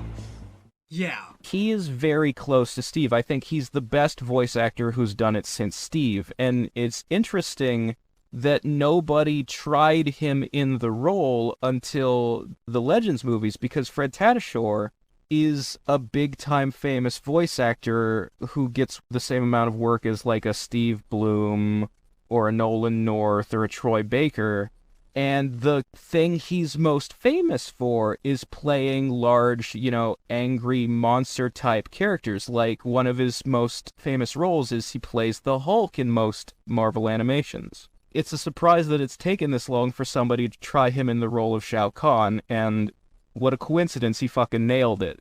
And I sincerely hope that they turn to him for future games, because, Ike Amati, the Atrocitus guy, he did it in Levin, and he just sounds like Atrocitus. It's not Shao Kahn. There's more to Kahn than just he's large and he's angry. And that should be reflected in his vocal timbre, or however you want to phrase it. A little bit of reverb and roll those R's a bit, that's all I ask. Yeah. The character kind of would write itself back into being fixed over time if they just put a bit of effort into it. Ugh. So we were talking about the personality aspect of it, and how he used to be more clever and scheming and magic-oriented than strength-oriented. And I wanted to read some lines straight out of the games that demonstrate this point. By all means. These are specifically in reference to the resurrection of Sindel. Those of our listeners who may have started the series with MK9 or learned the lore from MK9 because it was the first game to really have cutscenes, and it's just easier to grasp a story if it's, being told like a movie than to have to read a whole bunch of disparate pieces of text that you've got to track across different games.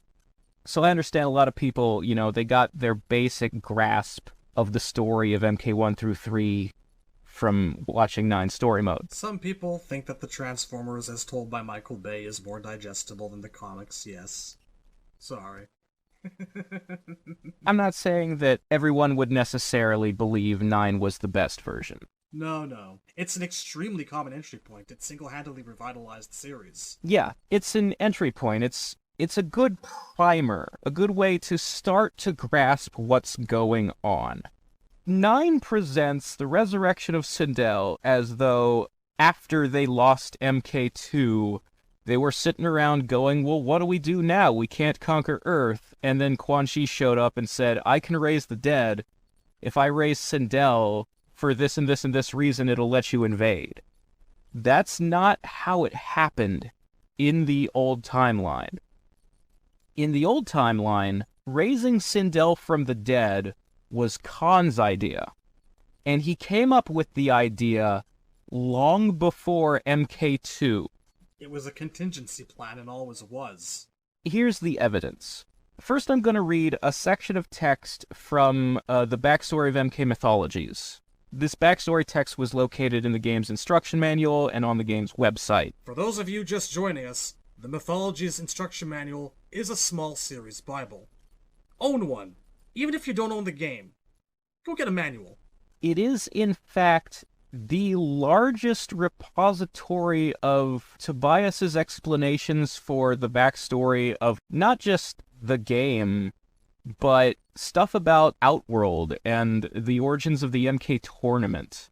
For example, so here's a paragraph that starts off explaining about when Khan conquered Edenia and Sindel killed herself. Khan stole her soul to prevent it from moving on because he was so mad that she would, commit suicide. He's like, no, you're not getting away from me. So, verbatim, these events enabled Shang Tsung to strike a bargain with Quan Chi.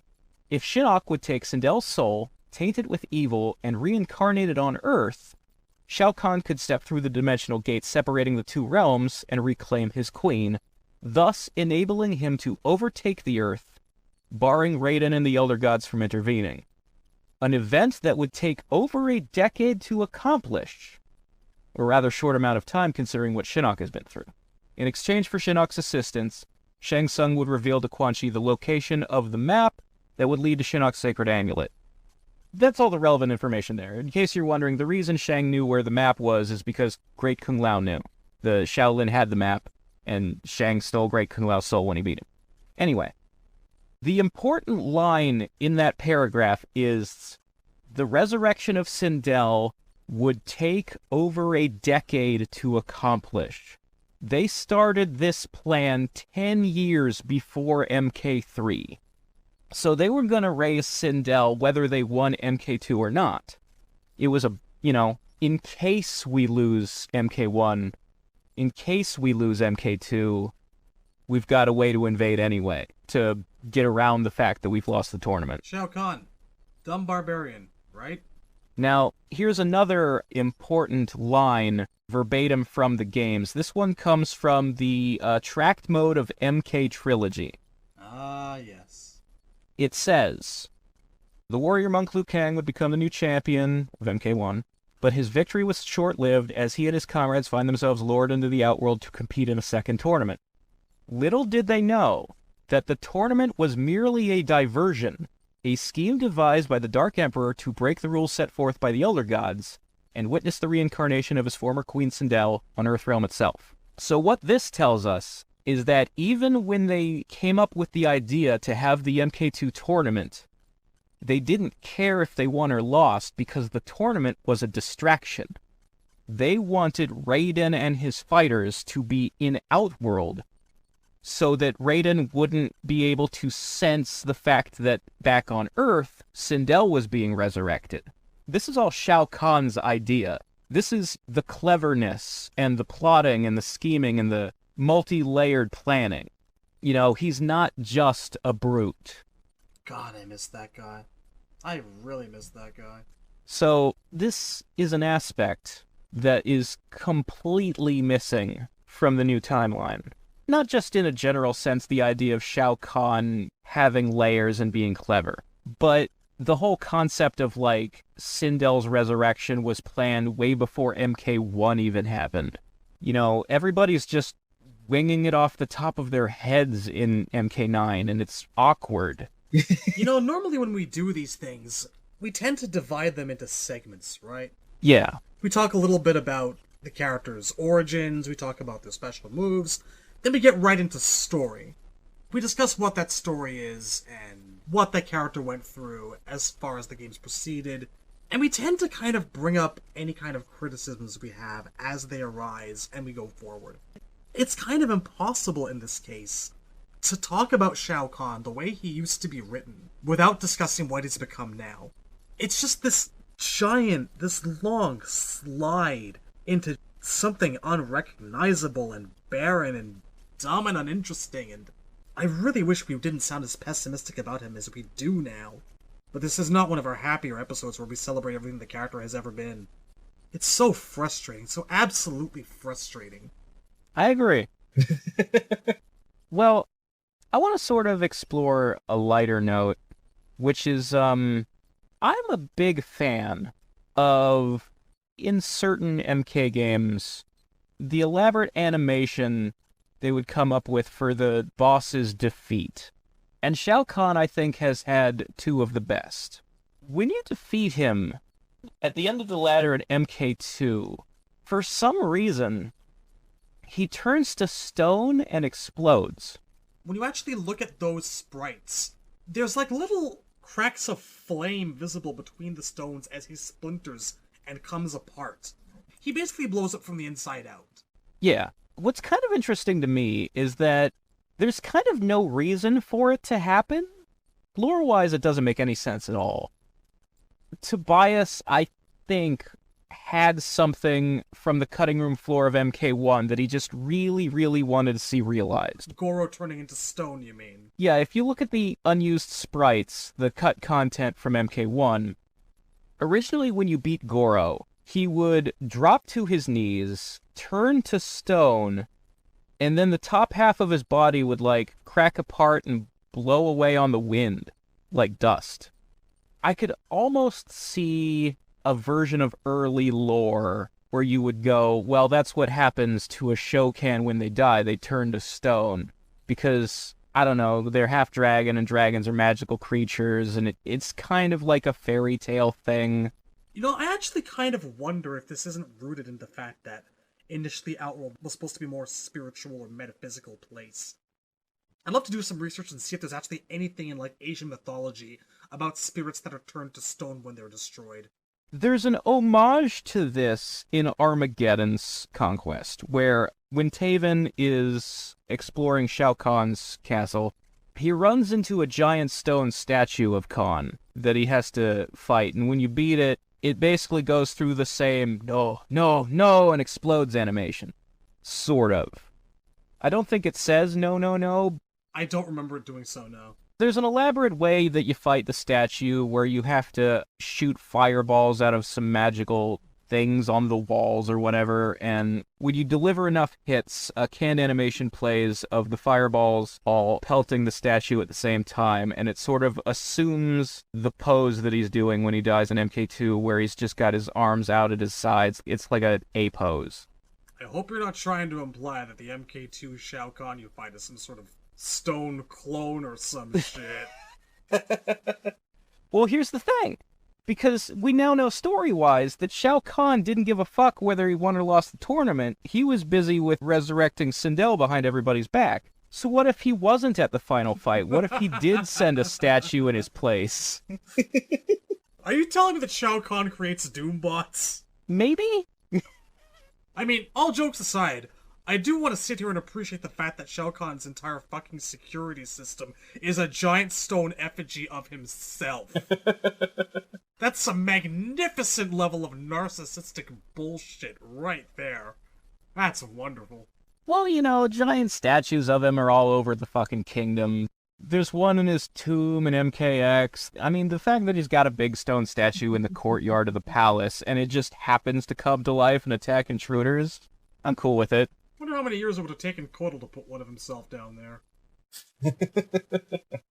I guess what I'm saying is, we know that the end of MK2, Liu Kang did theoretically fight Kahn, but he didn't kill him when he won, and the outcome didn't matter, because as soon as the tournament was over, Kitana comes up to them and is like, guys, I found out Kahn didn't care whether he won or lost, he's still planning an invasion. You guys gotta run home quick and warn your allies.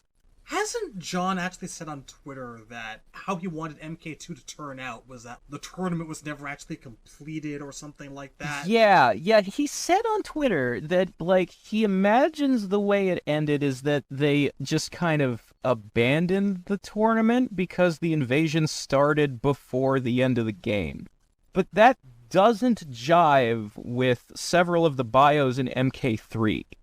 Sadly, very true. If you were trying to remake MK2 and follow the canon given in the game's bios and endings, there has to be some kind of Liu Kang Shao Kahn fight, but it has to be semi-inconclusive. And the other thing is, like, Shao Kahn losing at the end of MK3 has less impact if he's already been beaten once. I mean, you can make the argument that, well, this is a more powerful version of Shao Kahn because he's stolen the souls of everyone on Earth, so it's a much bigger fight. But I also feel like, I don't know, the stone imposter thing could work. Like, Shaolin monks tried to put the turn to stone and explode thing into the canon ending of the game. Oh, God. Shaolin monks is not a canon part of the timeline. In a lot of ways, it doesn't fit. It's its own canon. And the way they handle the turning to stone in that game's ending is completely ridiculous. So, Liu Kang and Kung Lao, you know, have just beaten up Shao Kahn enough to make him dizzy, and all of a sudden Raiden jumps into the ring and starts shooting Kahn with lightning, and the lightning isn't lightning, it's the delivery method for a petrification spell. I want to make a point here that it really fucking bothers me when Raiden does things that are just wizard spellcasting. You know, he's supposed to just do thunder and lightning. I don't want to see lightning turn people to stone. That's not what electricity does. I don't want to see Raiden able to teleport other people, because he teleports by turning into electricity. If you turned Johnny Cage into electricity, he would die. I have real problems with Raiden having Gandalf powers. So, Raiden turns Shao Kahn to stone, which kind of feels like cheating because he just jumped in the ring in the middle of a tournament fight, although there's not really a tournament in Shaolin Monk, so I guess it doesn't matter. And then, instead of Kahn exploding, Liu and Kung Lao just do their flying kicks to him to smash him, which is pretty lame. The animation is also pretty hectic and jerky. Yeah, it's the FMVs in Shaolin Monks stand out to me as particularly bad because they're a different art style from the rest of the game, to the point where people's costumes and hairstyles don't look right. But that's neither here nor there to the issue of Shao Kahn's death. My point is, there was a thought to try and canonize the turning to stone in some way or to make sense of it. And I'm not entirely against that, because I find it more interesting than Liu Kang just knocking Kahn out and then running back to Earthrealm, or what MK9 did, where Liu punches Kahn through the chest, and then one scene later, Shao Kahn is magically still alive, and he's just like, oh, Quan Chi healed me, I'm fine. I'm willing to buy that you could punch a hole through Kahn's chest, and he could probably live through it. I mean, maybe. I think what bothers me more is it's just how fast the pacing of going from Shao Kahn is dead to I'm fine. Well, remember, MK9 is a hyper-condensed storytelling of 3 separate games. In the original continuity, Sonya and Jax had enough time to get back to Earthrealm, start trying to warn their military about shit, but things just don't go their way, nobody listens. There's clearly some bureaucratic nonsense in there.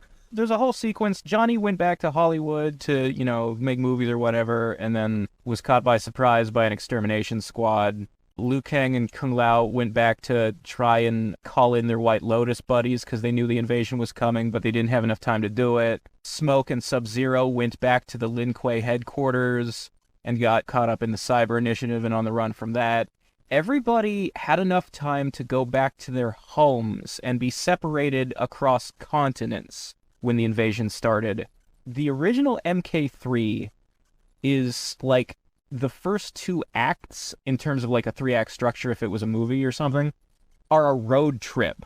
Annihilation isn't far off the mark in terms of getting at least that much right, that there's a lot of walking across barren landscapes.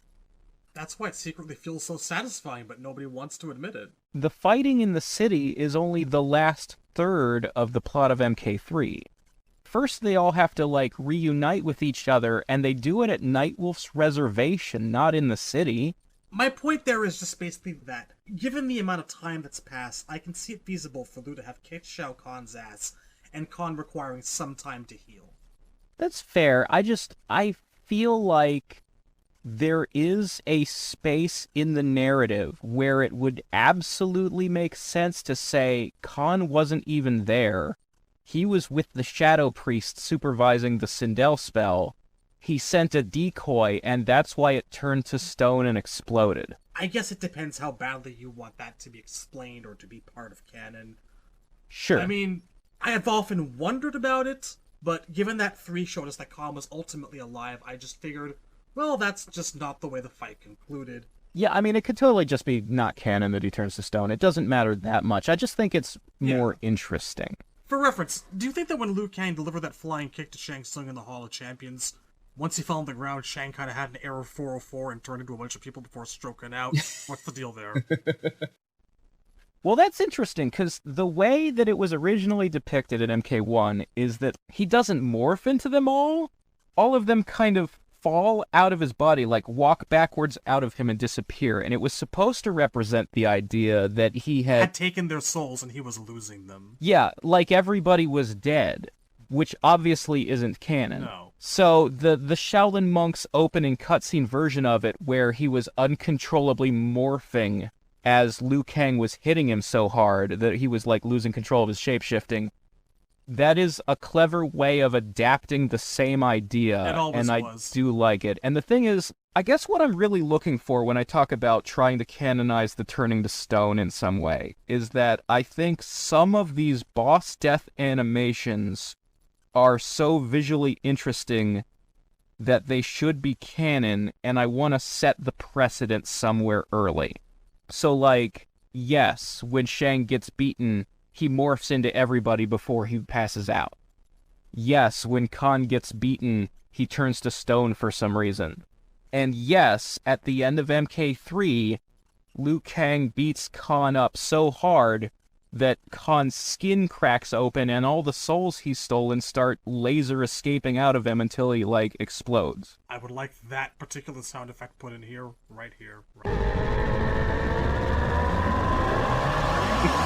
I had that as my ringtone. Didn't go over very well. Now, to be fair, we don't actually see Shao Kahn explode and die in that one. It cuts to the outside of the palace, Khan's fortress, and we see it and the portal in the sky above it disappear, representing that it's all been, like, sucked back into Outworld.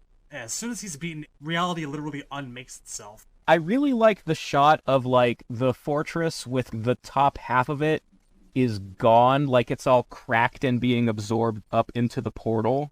Yep. I would really like to see a animated version of that. I think that would be the raddest thing they could do, and it's really a shame that 9 did not end that way.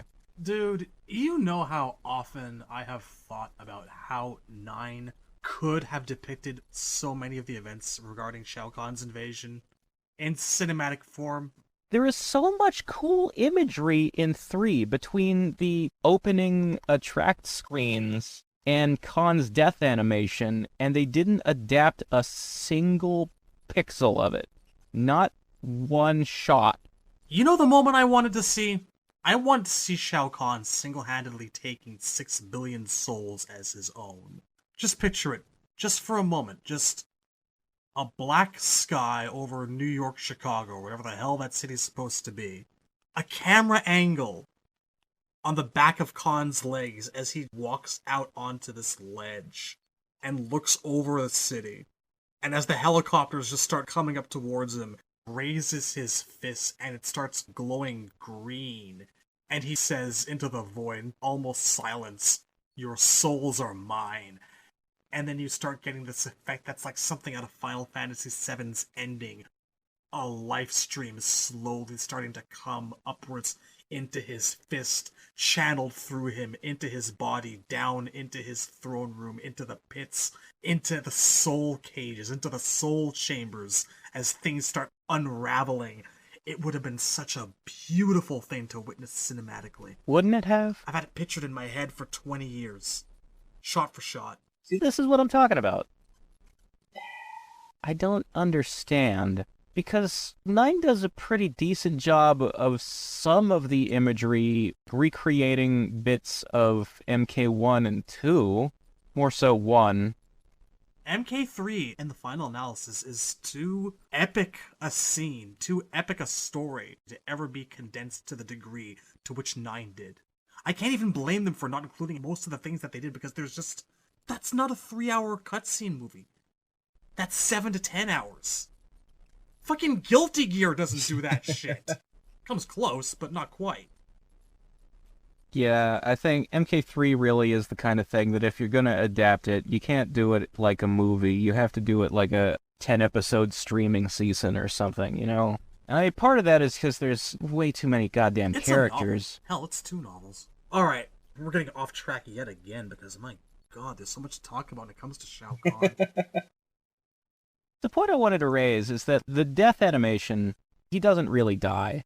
You don't see him die, and you find out in Deadly Alliance that he's still alive, but the defeat animation at the end of MK3 is, I believe, the best-looking one in the franchise. Because, like, what does it have to compete against it? In MK4, Shinnok dies falls down by a fucking well. His face explodes. He falls down a tunnel-shaped portal that makes a toilet flushing sound effect. Why? Oh, the toilet. In Deadly Alliance, there is no special animation because you're just fighting Shang Tsung and Quan Chi. You beat them, and it cuts to a screen of, like, the two of them lying bloody on the floor. Onaga Blaze and Dark Khan all share the same animation, which is basically swelling up and exploding as if Katana gave them the kiss of death. Their limbs gotta come off one by one like they're stuffed full of steam. Their head falls down last and lands on the floor, and I'm not sure there's a head at all when Dark Khan explodes. But, yeah, it's really lame and overdone. And then in, when you beat Shao Kahn in MK9, it plays, They got a little cinematic there. yeah, every character, it plays like a sequence of them doing a couple of moves to Kahn, and then I think they back off, and he just generically explodes. More or less, yes. Yeah. Hey, you can say that they kept things consistent. He blew up. He still blew up at the end of 2. Yeah.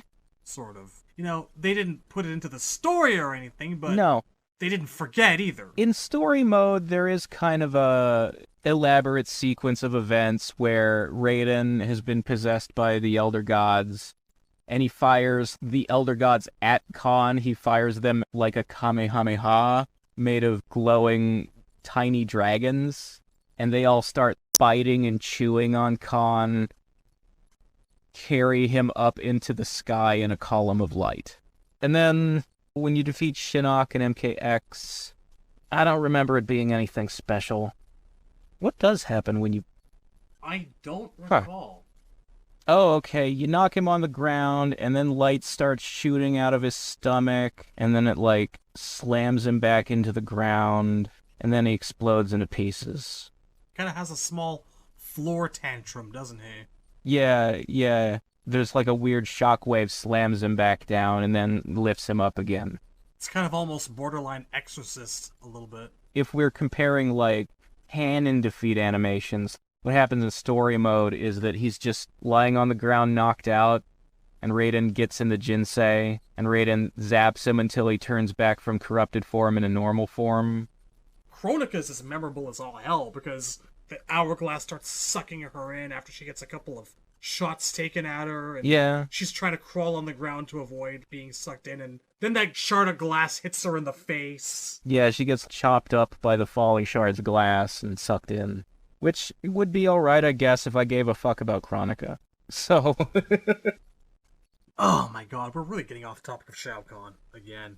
Well, there's a lot of sort of non-linearity to making sense of Khan as a character, because for the longest time he was just the evil overlord, you know, sort of generic ruler of the bad guy world. He was very Skeletor, just sort of like, okay, this is the bad guy, he's trying to take over the Earth, and he rules this other planet that wants to take over the Earth, and that's, you gotta beat him, and that's it. You say Skeletor like it's a bad thing, Razor. Yeah. Yeah. My point being that until we got, like, his backstory and all this, maybe there's a logical motivation for him to be so obsessed with conquest because he was a god of war and the purpose for which he was created. Like, before all that, the only thing that gave him depth was the question of how does he feel about Sindel and Katana. And the answering of that question was theoretically more nuanced once upon a time. But we don't necessarily have a lot of text in the games themselves to corroborate it. There's just sort of the sense that wouldn't these characters make more sense and have more going on if it was Thanos and Gamora? Mind still blown, folks. Mind still blown. Every single fucking way that counts, even down to artificial substitute parts. Alright, so, trying to be more organized, chronological order of Shao Kahn's story. From the top. From the top. So, for starters, I guess we should cover that we really don't know how long ago Onaga's reign was. What are those indeterminate tens of thousands of years ago kind of deals? When people talk about events on the timeline, the longest ago event that actually has a date attached to it is Edenia being conquered 10,000 years ago. Anything older than that is just nebulously older than that. Yeah, pretty much. So the important detail of Onaga's throne being usurped from him and his death is that in the present day, it's a plot point in Deadly Alliance of Deception that there's actually no one alive who remembers who Onaga was. Nobody's ever heard of the Dragon King except for, like, Quan Chi and the gods, because they're the only characters who are old enough. So take a character like Sindel, who's probably like 30 to 50,000 years old if you try to do the math. She's not supposed to know who Onaga is. She's supposed to not have ever heard of him before. I tend to think that when you're talking about the reign of Onaga, you're talking in the hundreds of thousands of years. Yeah, it's a really, really long time ago. So, Onaga, as we said, once upon a time, Outworld was divided into different nations, and Onaga was the first ruler, the Alexander the Great of Outworld. He was the one who united the entire known world in Outworld under a single flag. And Shao Kahn, protector god of Outworld, was his right-hand man at the time. And when he got done, he was ready to rest on his laurels. And he had this plan. Well, now that my kingdom is complete, I don't want anything, to come along after I'm gone and, undo all of my hard work. So he started searching for ways to become immortal.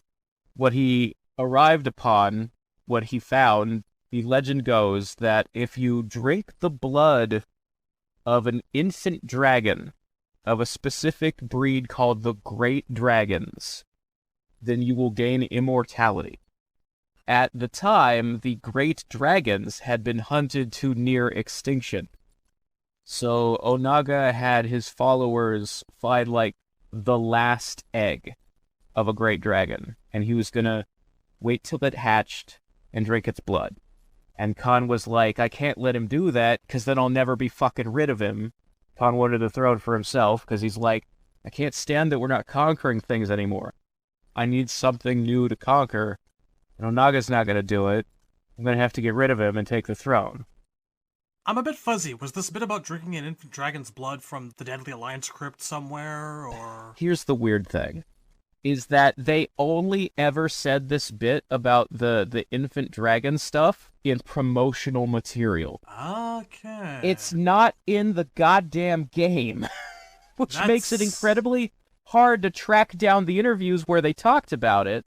Oh, God. Okay. This was in interviews? Yeah, when they were, releasing concept art. You remember the period before Deadly Alliance came out, where they were, they put that photo of Quan Chi in EGM. Yeah. And half the internet was like, is that really Quan Chi? I don't believe it is. It doesn't look like him. Motherfucker, it's a bald guy with white skin and 2 black stripes on his forehead. Shut your mouth. It was pretty blatantly Quan Chi.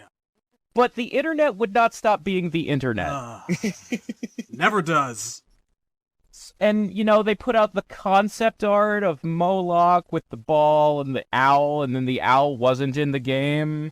Draman's backstory is on his concept art. I remember all of that. You remember this period of time.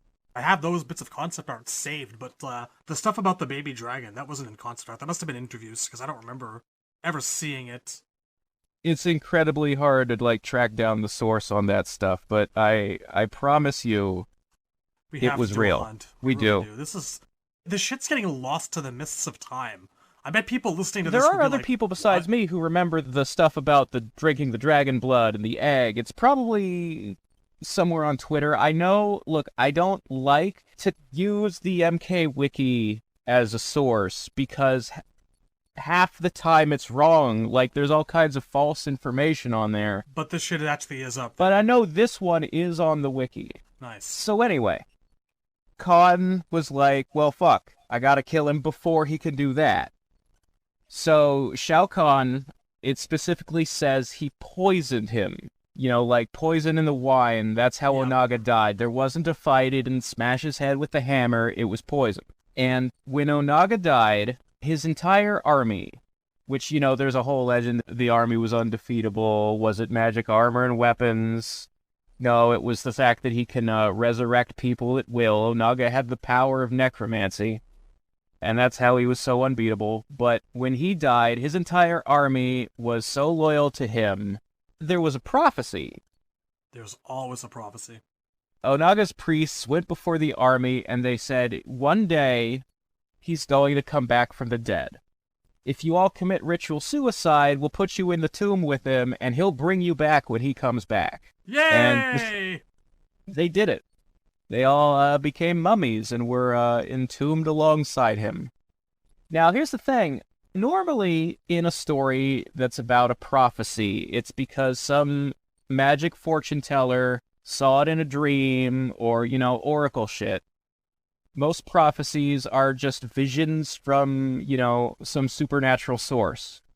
This was not the case for Onaga. Onaga's holy men told everybody it was a prophecy because they were actually setting up the means by which he would be resurrected. They had taken that dragon egg that Onaga had them incubating, and they basically put Onaga's soul inside of it so that when the egg hatched, that would resurrect Onaga. Gotta love your self-made fulfilling prophecies. Which prevented Onaga from going to the Netherrealm when he died. You know, there was no afterlife for him. He basically became a ghost because he was tied to the egg. And we would, thousands of years later, see that ghost start to manifest as a ball of light calling itself Damashi, etc., etc. And Reptile having the worst day ever. Or maybe the best, depending on your point of view. As regards Shao Kahn, who now has taken the throne, he apparently doesn't know that these priests that are loyal to Onaga have taken the egg and gone into hiding and are setting up for his return. All Shao Kahn knows is that the entire army of Outworld just committed suicide. He doesn't have any soldiers. Let the game set the day that shit happened. What? Really? Really? Oh! Now, here's what's interesting to me is that Deception is the game that gives us the backstory of the Tarkatan race. It doesn't specifically name-drop Khan as the guy who created them, but if your entire army just committed suicide, and you're known in the present day as being the guy who relies heavily on the Tarkatans as his main foot soldiers, seems to me like there might be a connection there. So the backstory of the Tarkatan race, at least in the old timeline, X and 11 have some shit that kind of implies they had their own realm that Khan conquered like everybody else. That's not what it was in the old timeline. In the old timeline, the story of the Tarkatans is that demons from the Netherrealm were deliberately crossbred with Outworlders, and a whole race of tribal, barbaric creatures with animalistic, follow-the-alpha-type personalities was born from that. And these mutant creatures, these half-demons, they tend to follow Shao Kahn because Shao Kahn is the strongest guy. Sounds to me like Khan might have opened up a portal and made a deal with some necromancers or whoever, or maybe Sherlock himself down there, and... I don't even know if you need to cut a deal. I think if you just open a portal and let a bunch of Oni loose across the countryside and wait and see what happens. There's only one of two outcomes. There's either going to be a lot of pillaging or a lot of raping. Ah, it's an unpleasant mental image. Well, it's rape and pillage. Yeah. Sometimes there's a little more column A, sometimes a little more column B. I don't imagine a lot of people would have relations with the demon willingly if they looked like the ones from the Mortal Kombat franchise. I really want to be a fly on the wall during that first month of Shao Kahn's reign. Whole army kills itself. About 3 days later, portal opens somewhere in the castle. Bunch of rape demons fly out. This guy's not getting reelected. These were rough times. Worst month by far. I mean, Outworld is always in rough times, but some are worse than others. But yeah, cut a few thousand, maybe a few tens of thousands of years later, and Shao Kahn starts invading other worlds and conquering and merging them with his. He took Viternus, the vampire realm, and God knows how many others. Let's see. There's conflicting references game to game, and the movie obviously says one thing. Who knows what the truth is about, like, whether or not Shao Kahn was a realm of its own that Khan conquered, or if the Shao Kahn are native to Outworld. It's not clear. I prefer to assume they were conquered like everybody else. Probably. I'm thinking early on.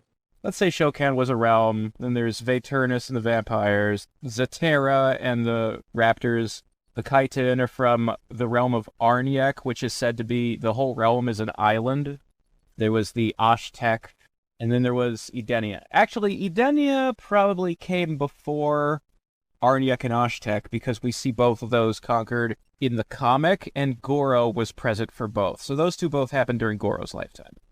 And Goro is only 2,000 years old. But yeah, at the point of 10,000 years ago, Shao Kahn conquered Edenia. And one thing we know from the old timeline bios is, at the very least, before Earth had the Mortal Kombat tournament, Edenia had 10 tournaments and lost, and Zetera had 10 tournaments and lost. So Earth didn't invent Mortal Kombat. It wasn't Raiden's idea. The Elder Gods were giving it to people long before Earth needed it.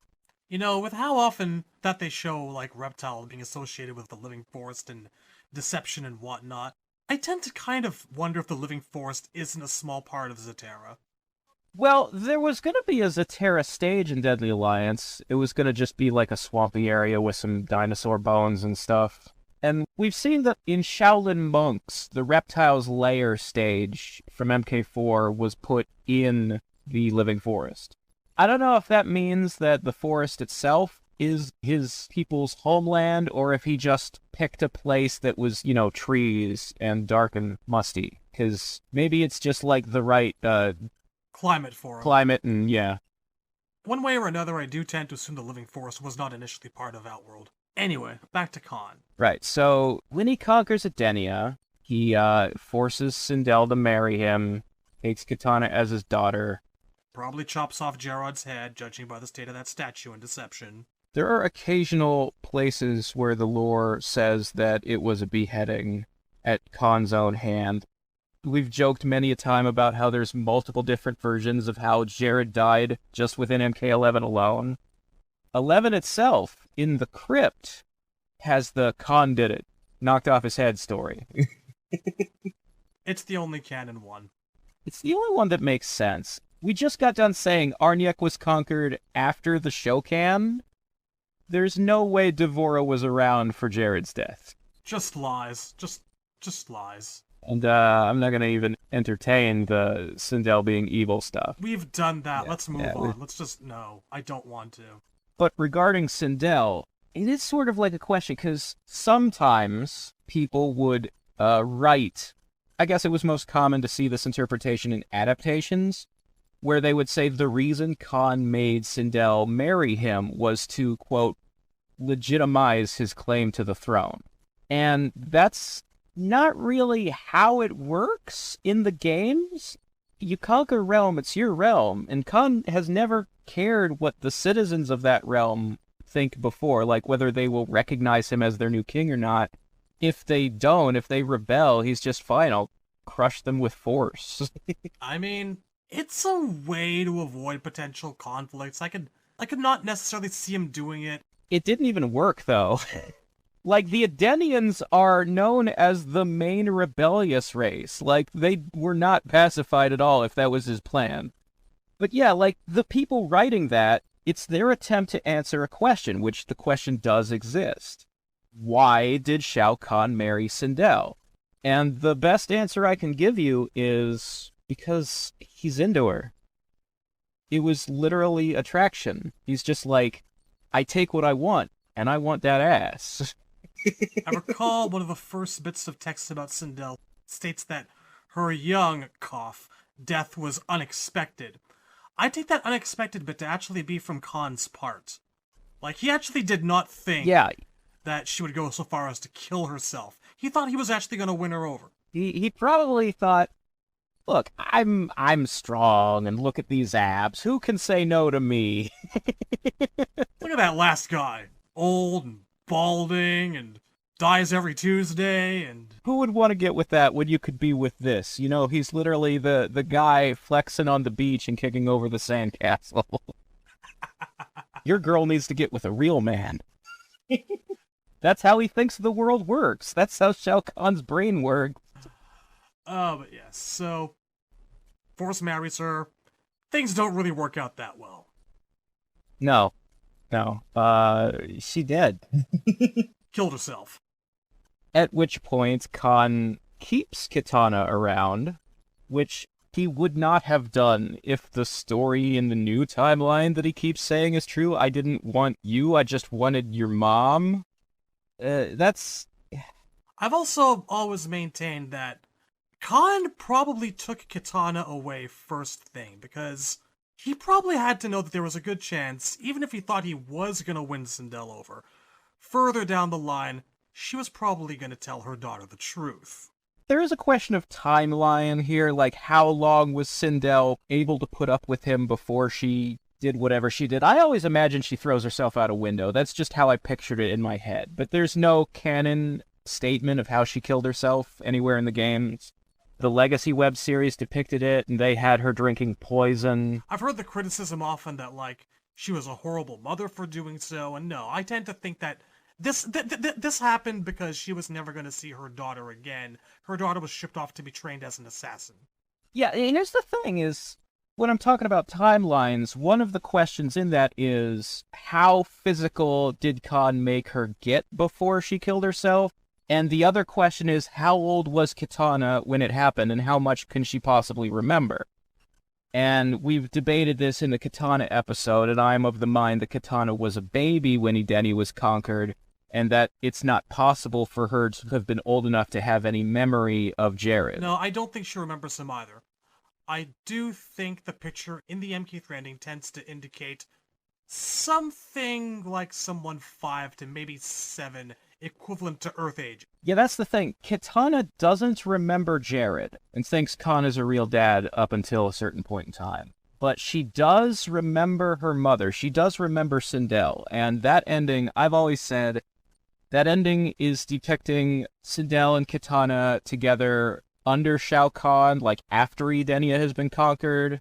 And so Sindel's MK3 ending picture doesn't tell us what age Kitana was when Edenia was conquered. It tells us what age she was when her mother died.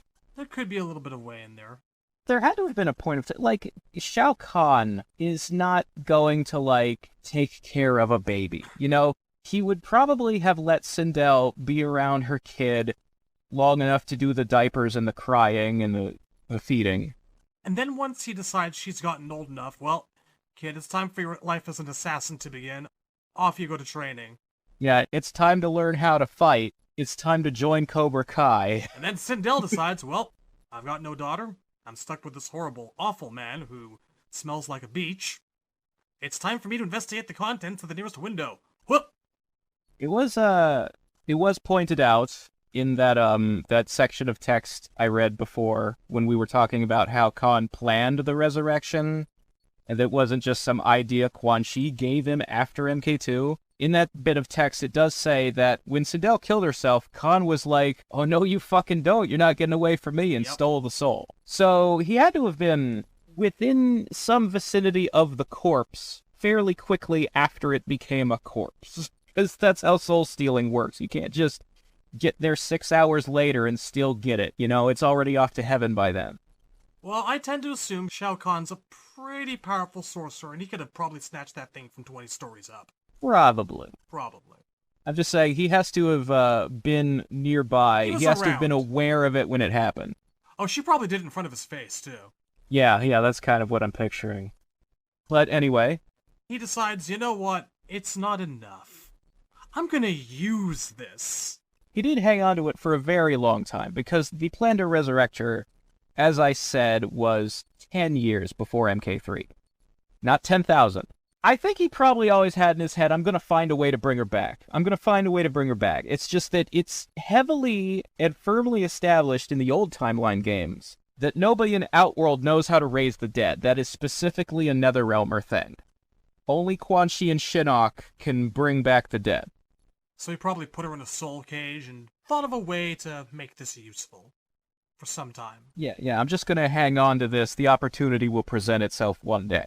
And then he proceeded to make sure Kitana was raised as an assassin. There were no, princess going to the ball in a dress. Shao Kahn does not have formal social events. He doesn't throw galas. That's not how the royalty in Outworld works. Kitana wasn't even called Princess Kitana usually in the games. Like, addressing her formally by the title Princess is mostly a thing you see more in the movie. It's kind of stuck, though, now, I think. Yeah, now it has. Like, obviously, in the games, Liu Kang wasn't called the Chosen One. Now he is. It didn't become common to say Raiden's name as Lord Raiden until after the movie. This is another one of those things. My point is that Shao Kahn didn't really give his daughter royal rank. They didn't enjoy the benefits of being upper class. She was a ninja who works for her dad. That's what she does. Time passes. She starts learning things here and there. I would say Mileena was probably created first. You think? I think Mileena was created before there was any risk that Kitana was starting to learn the truth. I think it was the product of paranoia, and then after he created Mileena, that's when things kind of got... It's almost like Mileena being around made it more likely to happen. Because Mileena was the first introduction of something fishy about Kitana's life story, I would say. Here's your twin sister you've never met before. She's already a grown adult. It's a little late to be being told, by the way, you had a sister. I do like the angle from the more recent games where it's explicitly stated that he has her made as a replacement. Because happened? Because he finally accepts she's never going to actually accept him as her dad, Well, I think that element of created to replace her was always there. I think they mentioned that at MK2. I don't think it happens in 2. Not the word replacement specifically. I don't think that word comes up. Maybe not. I would have to go back and look at, the Kitana and Mileena bios and endings. But I remember, well before Deception, I was very much aware that Mileena's story was that she was created to replace Kitana. That Shao Kahn was like, one day my daughter's going to turn on me, and I don't want that to happen. What if I had a version of her that didn't have a reason to turn against me? And that's what Mileena was supposed to be. And then Shang Tsung made Mileena, and Mileena came out with the Tarkatan teeth. And the idea was just to put the Tarkatan DNA in there to have a more loyal and more vicious version of her. She was never intended to come out with a monster face. And when Khan saw the monster face, he's like, well, your clone is not identical to the person she was supposed to be a clone of. That's not gonna work for me. This project is a failure, but you know what? You went to a lot of hard work. I'm not just gonna throw it out with the trash. We'll keep it around, and we'll give it a job. If she can't replace Kitana, she can at least watch Kitana, spy on her for me. The word replacement does not show up in either 2 or 3. It might have been a conclusion you came to that naturally made sense. Well, I would have to watch the gold endings again, but I feel like maybe it was first introduced in the adaptation material. I think that's the case. I'm pretty sure it comes up in the Malibu comic. It's got to be from somewhere, because it was not new to me when it was set out right in Mileena's Deception bio. I remember going back, Mileena and Kitana were just presented as sisters for years and years. Obviously, I'd have to do some research to tell you why I can recall this, but I can distinctly recall, well before Deception came out, knowing that Mileena was created to replace Kitana and couldn't because she wasn't identical. And so they crafted the here's your twin sister story. Well, the word replace does show up in Deception. It's in her bio. Yes. This conversation is neither here or there. No. But anyway, Well, I mean, we're trying to establish motivation on Shao Kahn's part, because obviously the question we keep coming back to over and over again is, why did he want daughters so bad? Why did he keep Kitana around? What is his feeling about Kitana and Melina? And it was mostly unspoken, so when it comes up in the new games, are they retconning or are they just filling in? Well, as far as his motivations go, replacing her, it does appear in Deception's bio, so yes. Yeah. That's firmly a part of the original continuity. The point I was trying to make is that the part that Melina's purpose was to replace Kitana, and that plan was abandoned because Melina doesn't look like Kitana, is in my memory as having been introduced to the franchise way before 2004. And I would have to do some research to figure out where I got it from, but it definitely wasn't new when Deception came out. I'm going to have to do some looking up. But as far as Shao Kahn goes, the point that I would like to establish is, at least from my perspective as a fan, when I was around in the 90s, I distinctly remember having the feeling from whatever source it was, whether it was, cartoons, movies, John Tobias interviews, the impression always given was that Khan longed for a family, and because he's an evil sociopath, can't have one the normal way. You can't make people love you if there's nothing lovable about you. So he was always forcing people to be at his side. These days, I also tend to assume he's impotent. There's probably some of that, too. The point I'm after is that there is an added dimension if you think of this character, Shao Kahn, generally depicted, especially these days, as a one-dimensional obstacle for the heroes, just a bad guy who wants bad things. And the old line that everybody says is that when it comes to writing villains, nobody thinks they're the bad guy. Everybody thinks they're the main character of their own story. So it's like, what does Shao Kahn want? Okay, you know what? I'm reading the Kitana and Melina one-shot in Malibu right now. When it became obvious that you would never truly be mine, I attempted something different. That probably is your source right there. He has her created in Malibu because he knows she's never going to love him as a dad. Right. So the word replacement isn't used, but that's essentially what he's going for. Yeah, there's the implication at the very least. Yeah. Is that he wants a Kitana who will look like her and act like her, but can be trusted and can return his feelings. Whereas the Kitana he has now may treat him like a father, but one day the fear exists that she's going to somehow find out about Edenia. So in my imagination, the way that goes is this. If you're the main assassins, you and your sister, who Shao Kahn sends out to put down the rebellions, and the Edenians are the most rebellious people, sooner or later, Kitana and Melina are going to be sent into a camp full of Edenians, and one of them might be a guy who remembers Jared and Sindel had a daughter right before the invasion.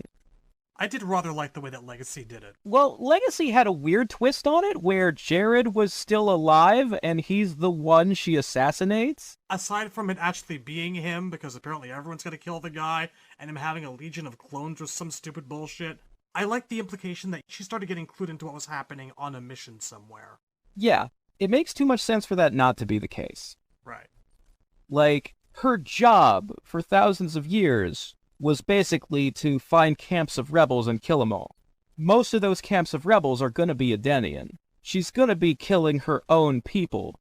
And here's the thing is that, obviously there are the people out there who think Kitana was older when Edenia was conquered, that they imagine in their heads a fanfiction where she was friends with Jade and Rain, and they were running around together as kids, and then Shao Kahn came. If Jared and Sindel's daughter was old enough for the whole kingdom to know she existed, if everybody in the realm was aware that they had a princess, then when Khan came and took over and took Sindel and Kitana as his own, the entire population of Edenia who's still alive in Outworld would know that Kitana's not Khan's daughter. And that would make it real easy for Kitana to find out. It makes a lot more sense if Kitana was a newborn baby and most of the kingdom didn't know she'd been born yet. And that way, whoever exists in Outworld who's a former Edenian who knows Jared had a daughter, that person would be rare, harder to find. The likelihood of Kitana running into him would be less likely. It should still happen. That should still be the story of how she found out. But it wouldn't be stupidly obvious. Like, if everyone in Edenia knew Kahn wasn't Kitana's dad, then Kahn would be an absolute idiot for sending Kitana after Edenians. Because then there's a 100% chance you'll get told, hey, your dad's not your dad. Well, like, as far as Rain and Jade go, Kitana knowing Rain as a kid stems from that episode of Defenders of the Realm. Right. Well, that episode of Defenders actually says that... They were engaged or some shit, or... Yeah, which could have happened while they were serving under Shao Kahn together. That doesn't necessarily mean it happened in old Edenia. And as far as being childhood friends with Jade goes, she had a long childhood. Right. Like, she is childhood friends with Jade. That's canon, but she was childhood friends with Jade in Outworld. Yeah, not Edenia. My point is, there's a lot of people who want to imagine a backstory where before Kahn came, you had, like, little kid Kitana, Rain, Jade, and Taven and Dagon running around playing together. They all have to know each other from when they were kids. Jade is from a noble family, so theoretically her and Kitana could have grown up together? In Outworld, not Edenia. In Outworld, because Kahn came when Kitana was a baby, most likely. Because if Kitana was able to remember her childhood in Edenia with all the other Edenia characters, then she'd remember her real dad, and she doesn't. But anyway, so the backstory as far as when Outworld started attacking Earthrealm goes is vague. It just sort of starts with, a long time ago, wise men from the east received visions that Khan's invasion was coming and prayed to the Elder Gods. And the Elder Gods instituted the MK tournament. For when Outworld shows up, there's a tournament. That's how it goes.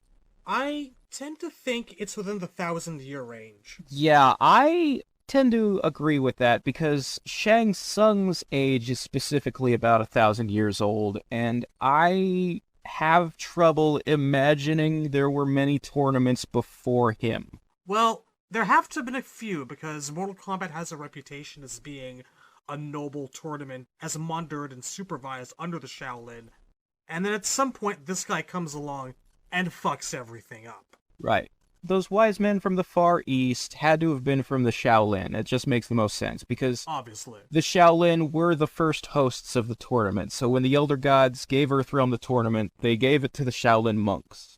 Regardless of how many tournaments they had before Shang came along, Shang did come along, and he won his 9, and then Great Kung Lao beat him, and then at the next tournament, Goro beat Great Kung Lao, and that's when Shang took over. So even during Shang's lifetime, the Shaolin were hosts for 500 years.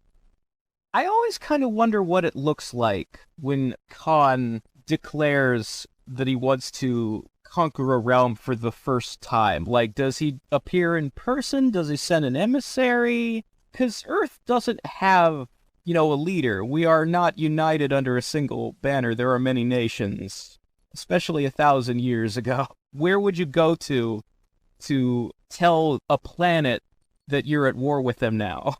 Sorcerer, I desire this realm. Find me their biggest kung fu school. I guess maybe you send a messenger to the Shaolin Temple? Like, did he find out that's who's going to be holding the tournament beforehand? Or did he go to the Sky Temple and, hey, Raiden, you're next? I just want to know what the protocol is. I want to know how Mortal Kombat starts. Well, I tend to think that each realm probably has their gods that preside over the tournament and are responsible for being the guy on the other side that makes sure that all the rules are followed properly. You would think that, but more recent games kind of pretend that it's not Raiden's job to make sure the rules are observed. But it is, though. It always has Yeah, been. it's supposed He's to just be. bad at it. Really bad at it.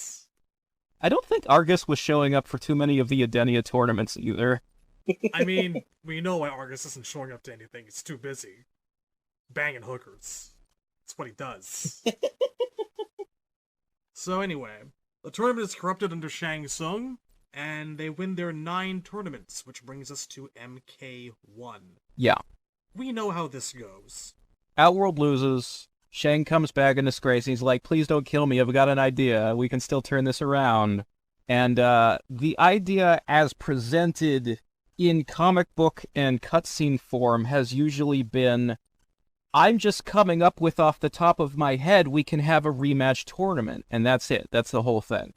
But in the extended canon of trilogy and mythologies, the actual story is, hey, Sindel's resurrection is almost done.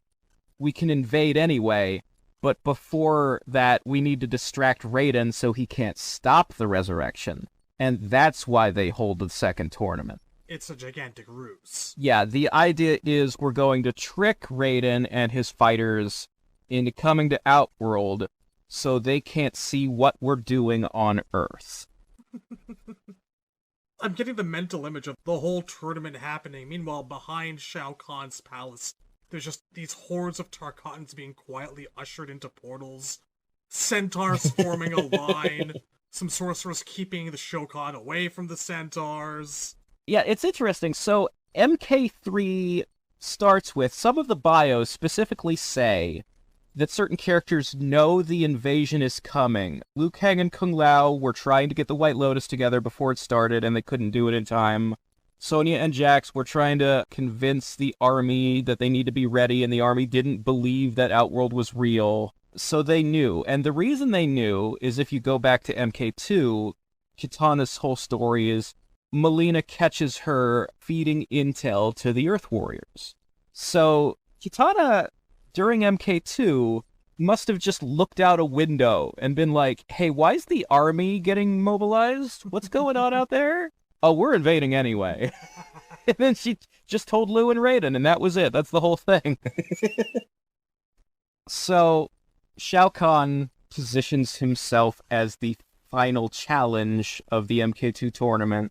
The way that worked is that in MK1, the bracket was structured that the defending champion only had to fight once. Like, Goro only fought whoever was at the end of the bracket, because he's the champion. Now, going into MK2, Liu Kang is the champion, but Shao Kahn goes, no, I fight who's at the end of the bracket. I'm the Goro this time.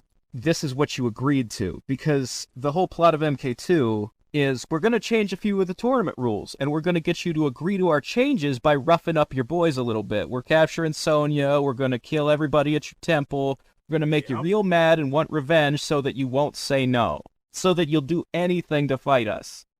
It works. They goad them into no more 10 in a row. This one's winner take all. If Earth wins, Outworld can never challenge again. If Outworld wins, Outworld gets Earth Realm. You know, all these factors, Shang initially coming up with the MK2 plot on the spur of the moment to save his own skin, Shao Kahn having Sindel's soul and it kicking around for a couple of 1,000 years, everything kind of coming together at this one particular point in time. Now with the idea of the tournament also being a ruse, it kind of makes me put the whole thing together as Shao Kahn over time started putting together this plan as some way to capitalize on Sindel's soul, kept Shang Tsung in the loop about it. Then when Shang fucked up MK1, went, I've got it, this is the time. Remember, you had a contingency plan. We were thinking about this, this is what we do. If you squint, you can make all of these things work together. Yeah. And in the retelling of these events, they did not do that. So that's always been a source of frustration for me, but I also kind of understand how the only reason I'm aware of what a tightly knit plan MK2 and 3 was is because I actually read all the text in Trilogy and Mythology, specifically, those two games. Now, Trilogy is not necessarily the most mainstream version of MK3. And Mythologies, that text wasn't in the game, that text was in the game's instruction booklet and on the game's website. And if I were John Tobias, and I was the guy who wrote all of that text, I would probably remember having written it, But John wasn't there anymore. John hadn't been there in years when they made MK9. You know, I had a copy of Mythologies for like 10 years that did not have a manual attached to it. Pissed me the fuck off. That is a shame. That is a problem. I finally just bit the bullet and got one off eBay at an overpriced rate, but so worth it. Yeah. I would place a little bit more value in that booklet than I would the game itself. I can't disagree. I like Mythologies, but I also know it's a bad game. It really is. Oh. But the lore's so tasty. Yeah, and important.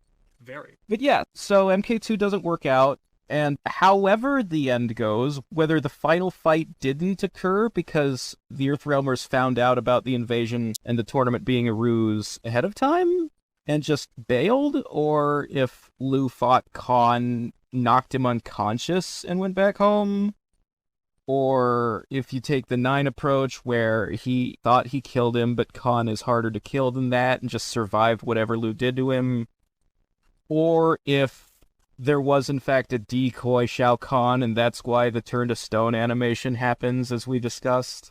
There's another reason I don't want it to be a decoy Kahn, because we're gonna play that card in a couple of years. Well, on the other hand, the fact that he does use decoy Khans in some of the games coming up... I don't want Kahn to have fucking Doom bots!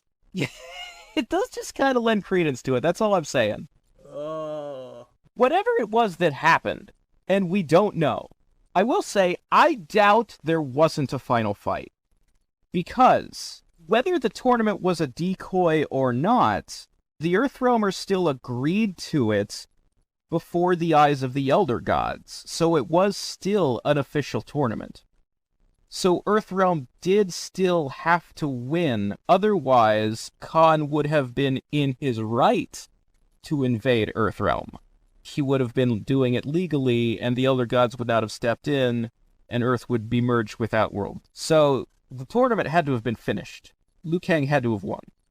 Also, we know from Liu Kang's tomb in Deception that he does have a trophy or medal or whatever you want to call the 4 gold... The medallions. Yeah. That symbolize victories. The victory medallions. We know that he has, in fact, defeated Shao Kahn in MK2. He has 4 medallions, one for winning MK1, winning MK2, one for saving Earth from Kahn in MK3, and one for defeating Shinnok in MK4, even though 3 and 4 weren't tournaments. They just give them out for doing a good job. They were something to symbolize the fact that Liu Kang was the one who saved the world. He's the one who defeated the big bad.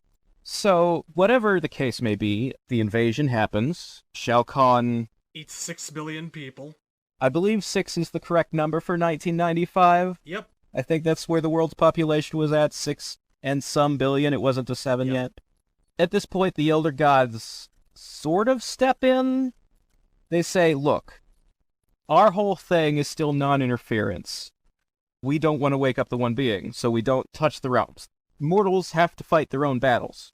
But we recognize that the mortals can't fight their own battles if they're all wiped out by a spell before the fight even starts. So the Elder Gods protected a handful of warriors that Raiden picked out to be his... They actually used the phrase chosen ones in MK3. Like, not specifically for Liu Kang alone, but for everybody who fights on Earthside in MK3, they're the chosen ones. Because Raiden chose them to be protected from having their souls stolen. So Raiden picked out, Nightwolf, you've got magic powers, you'll be good. Stryker, you've got Moxie, I believe in you. Cabal, I know you're a bad guy, but I can see you've got good in your heart. Oh, they're beating you up real bad. Oh Dear. Maybe I should have told you what's going on. I guess I was too late. Here's a respirator. Good luck, buddy. Yeah. Jax, Sonya, you tried. Gold star. Sub-Zero, making some life improvements. Kung Lao, you're still a person that exists. Yeah. We need some filler. We need somebody in the back row. Take out some of those Tarkatans for us. Also, possibly Smoke. Now, before we actually get into the events of the invasion, a few things do happen with Kahn between MK2 and 3. Namely, that during MK2, Kitana had murdered Melina, and she was put on trial by the high courts of Outworld for that. It's probably safe to say that this was the very last straw for Shao Kahn, who likely had her thrown in prison. Guessing he presides over the high courts of Outworld. Now, of course, according to Ultimate Mortal Kombat 3, during the invasion she escaped confinement, and Kahn sends Jade and Reptile together. He tells Jade to bring her back alive, likely to ensure her cooperation, but he entrusts Reptile with killing her. So the two track down Kitana as the invasion proceeds, and Jade, of course, makes the choice to side with her friend. And Jade beats the crap out of Reptile. So Jade probably accompanies Kitana towards reuniting with Sindel, reawakening her mother to her senses, turning her against her emperor, and continuing Shao Kahn's terrible, horrible, no good, very bad day. They talk about it like it's an important step to stopping the invasion, because Sindel was the key to starting the invasion. But honestly, I'm not sure how turning Sindel would affect Khan's ability to invade. Well, it deprives him of a general. Well, yeah, there's that. Well, here's the thing. So the reason they say Khan is allowed to invade Earthrealm is because his queen was there and he was allowed to step through the portals to reclaim her. And while he was on Earth, he started invading, and it was too late to stop it. That's a key ingredient of how the mechanics of the NK tournament work, is Shao Kahn is not permitted to use portals to travel to places he doesn't own.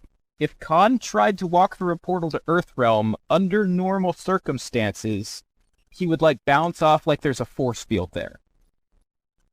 The Elder Gods have put up a barrier that Kahn can't go somewhere if he doesn't conquer it using the tournament first.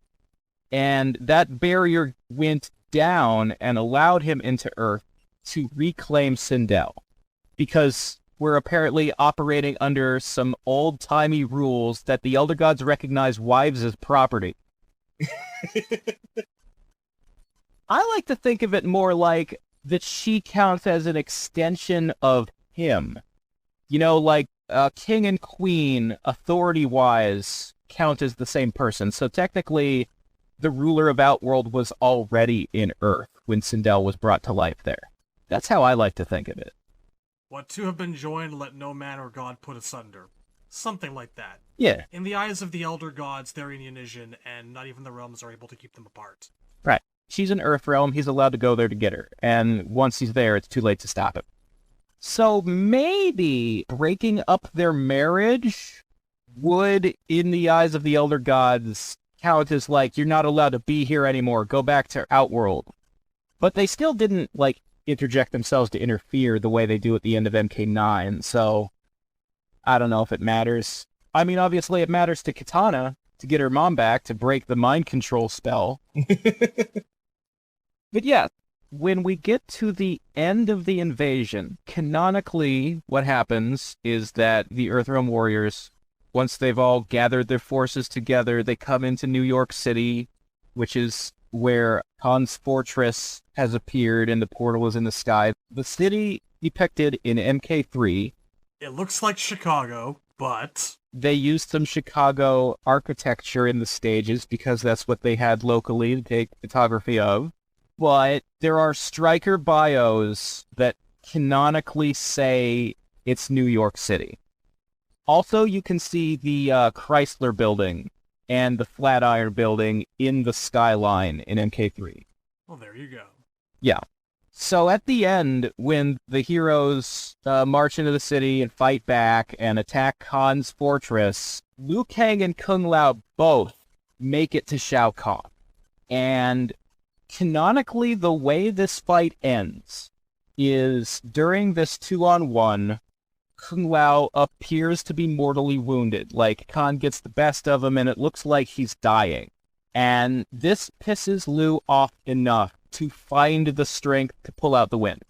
Liu Kang beats Shao Kahn, and we can't confirm or deny whether to turn to stone stuff what that meant in MK2, but I like to believe that the way that the animation for Khan's defeats at the end of MK3's tower is canon. That Liu beat him until the point where He could not contain the souls that he was actually Yeah. keeping inside of him. He lost mental control. He could no longer hold in the population of the Earth. And they started bursting out of his skin. The fortress started cracking and coming apart and being sucked back up into the portal in the sky. And Khan was enveloped in a giant green laser of souls that appeared at the time to have killed him, but we would later find out he survived. He was probably in a very bad way for quite some time. Yes. They specifically say in Deadly Alliance, the next time we see Shao Kahn, that he has been in hiding, trying to regain his strength since his defeat at MK3, because losing weakened him so badly. Because not only did he have the population of the Earth beat out of him, he also lost Edenia. As we talked about before when we were discussing the MK2 comic, there's those lines of the comic about, my power can't grow because this realm has ceased to grow with it. It's at the boundaries of how strong I can get. We need more space. So if he loses Edenia, Outworld gets smaller, and now there's an even lower cap on how strong Shao Kahn can be. During these events, before the invasion comes to its crashing conclusion, Sonya knocked Kano off of a roof. Right.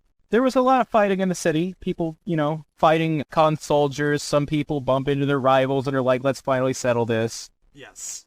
So Motaro watched the fight, saved Kano's life, brought him back to Shao Kahn's fortress for healing, gets murdered by Shiva, who's on her way to kill Shao Kahn because she's learned the entire truth about, how the Shao Kahn are being treated. So Kano, after falling off the roof and Motaro bringing him back to get healed, Motaro put him in the dungeon for failing to win a fight.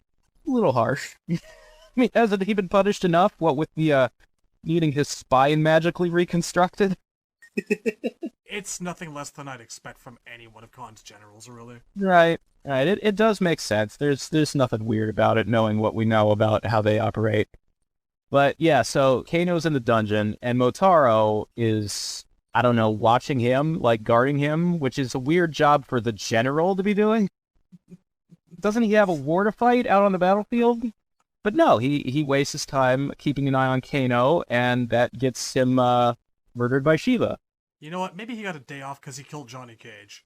It's about time someone did something right, honestly. So his reward for taking out one of Raiden's warriors is to spend time with Kano. That's a reward. Yes. Shao Kahn is the prince of all evil. No, but for real. It says that Motaro was watching the fight.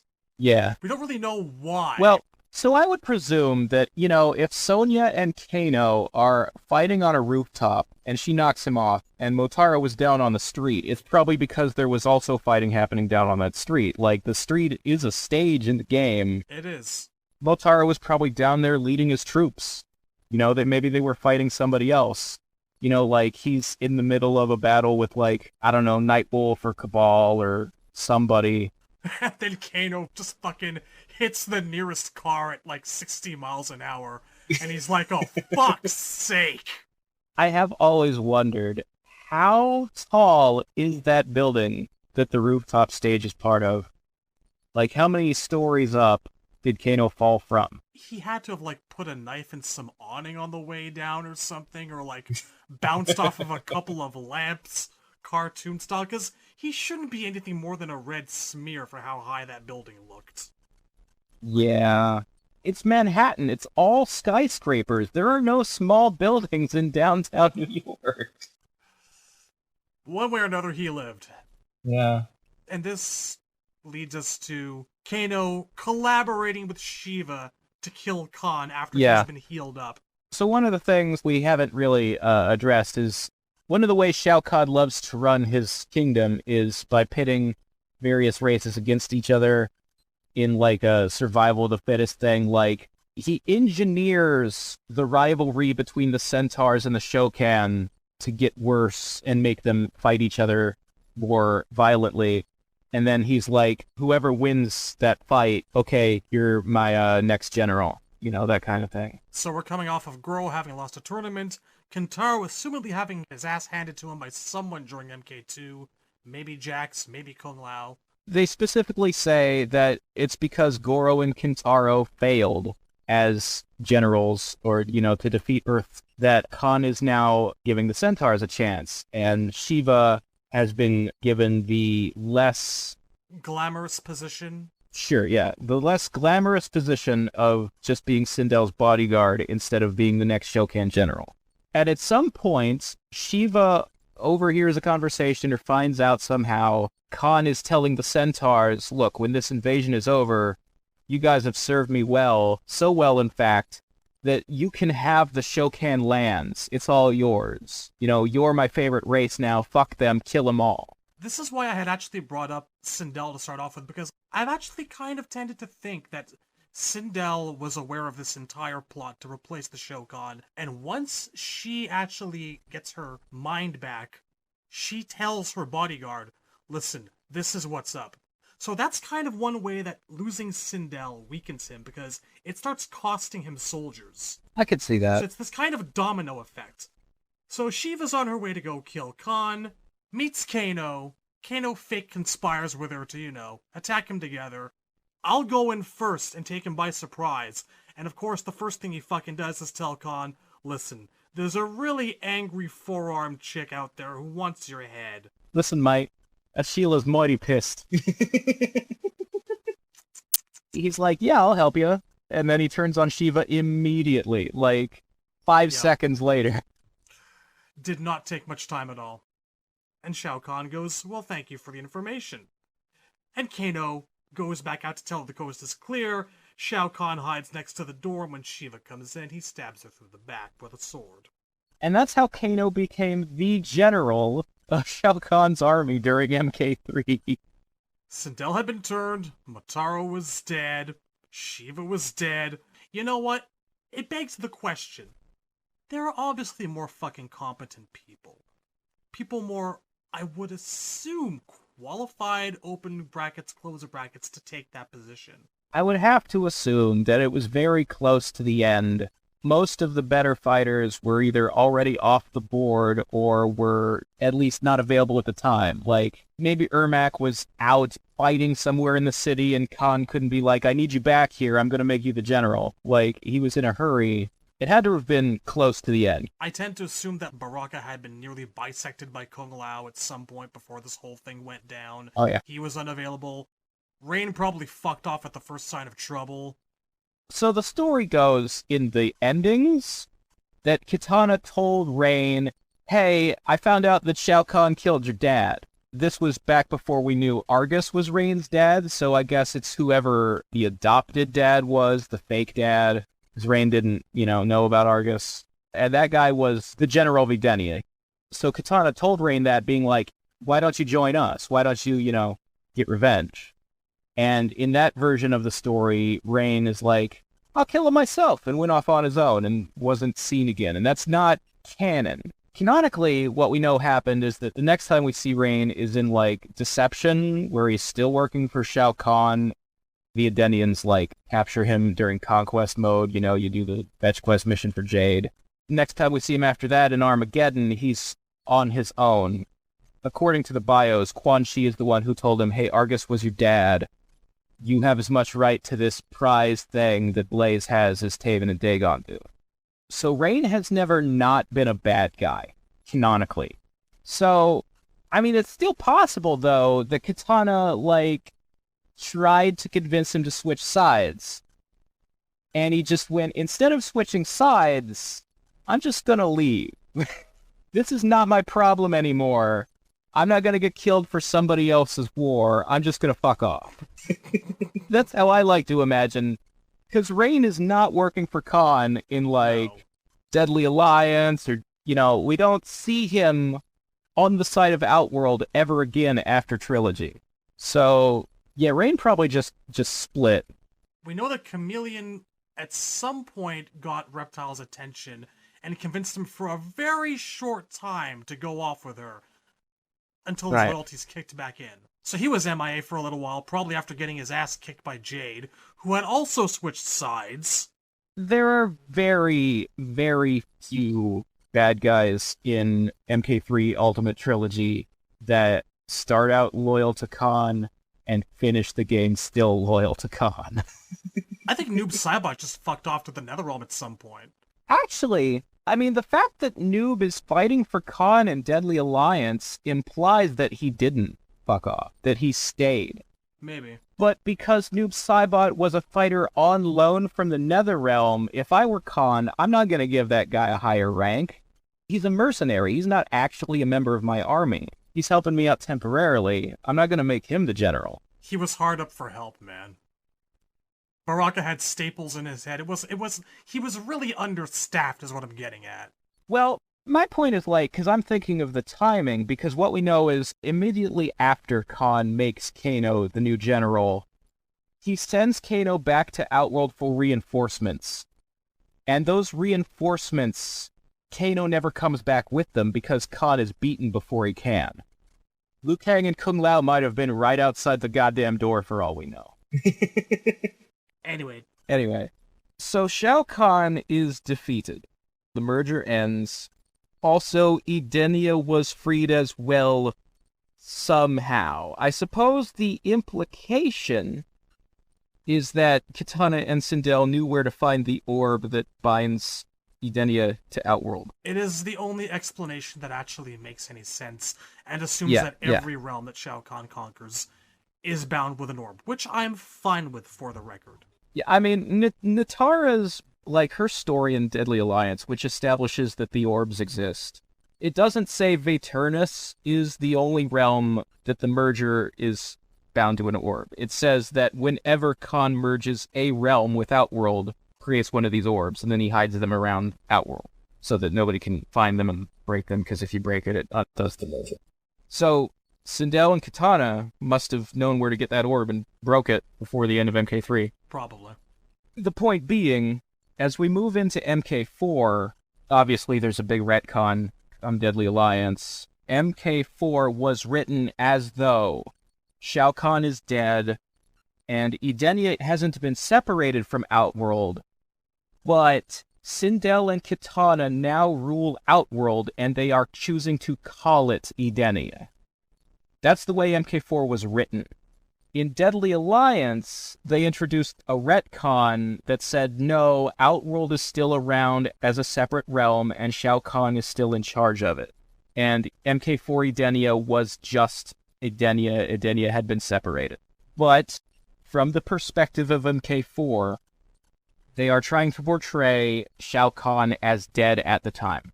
In fact, there are 2 stages in gold that have sarcophagi decorated with Khan's armor.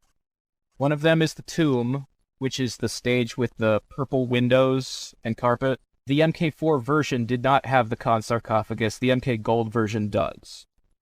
And the other stage with the sarcophagus was added in gold. It was not in MK4. It was the MK3 church remade. That makes me wonder where that church even was. Theoretically, it's in New York.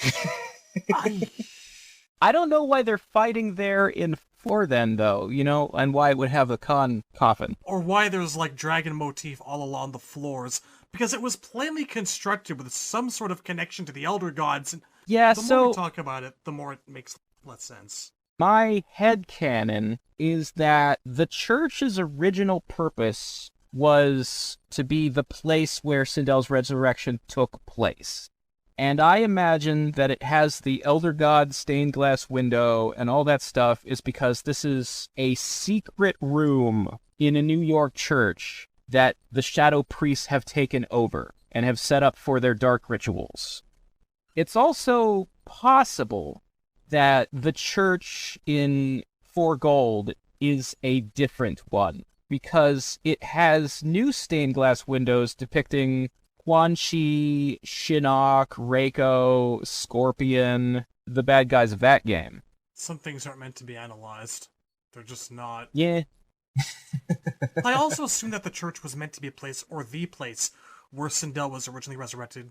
Mainly because of the gigantic altar that's just sitting there that's kind of just the right size for someone to be lying down atop. It just makes a lot of sense. Yeah, and also, the MK9 version, when you fight there in arcade mode, there is a shadow priest in the background raising dead bodies.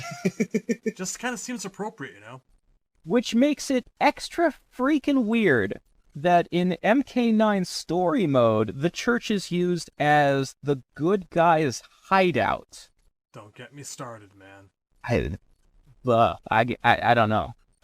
It's not what I would have done. And I understand, like, you don't have the time and the resources to make Nightwolf's Reservation into a new stage. But why the church, though? There had to be something better. Anyway.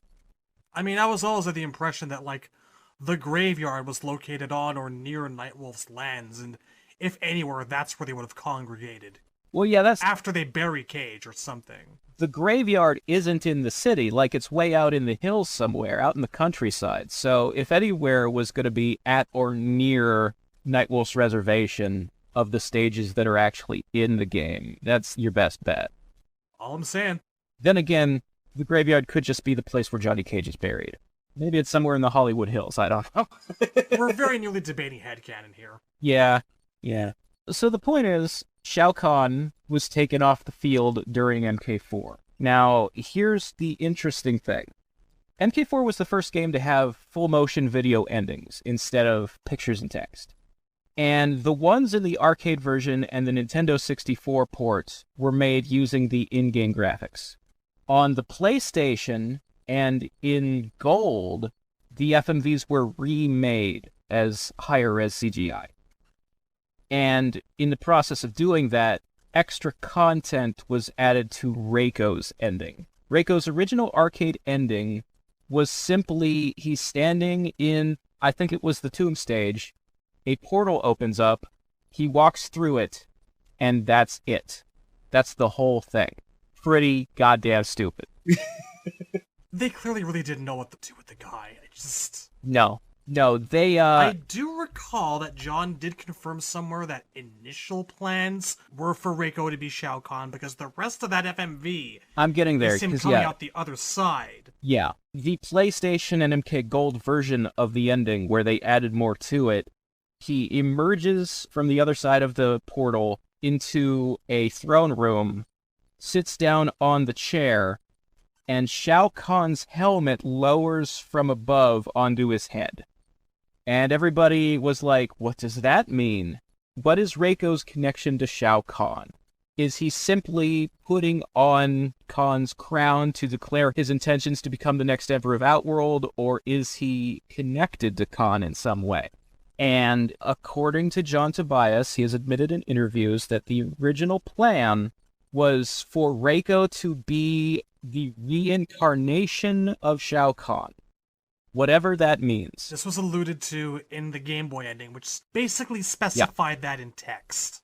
The Game Boy version of MK4 had text endings, and it was worded... I can't remember the exact wording. I can read it to you right now.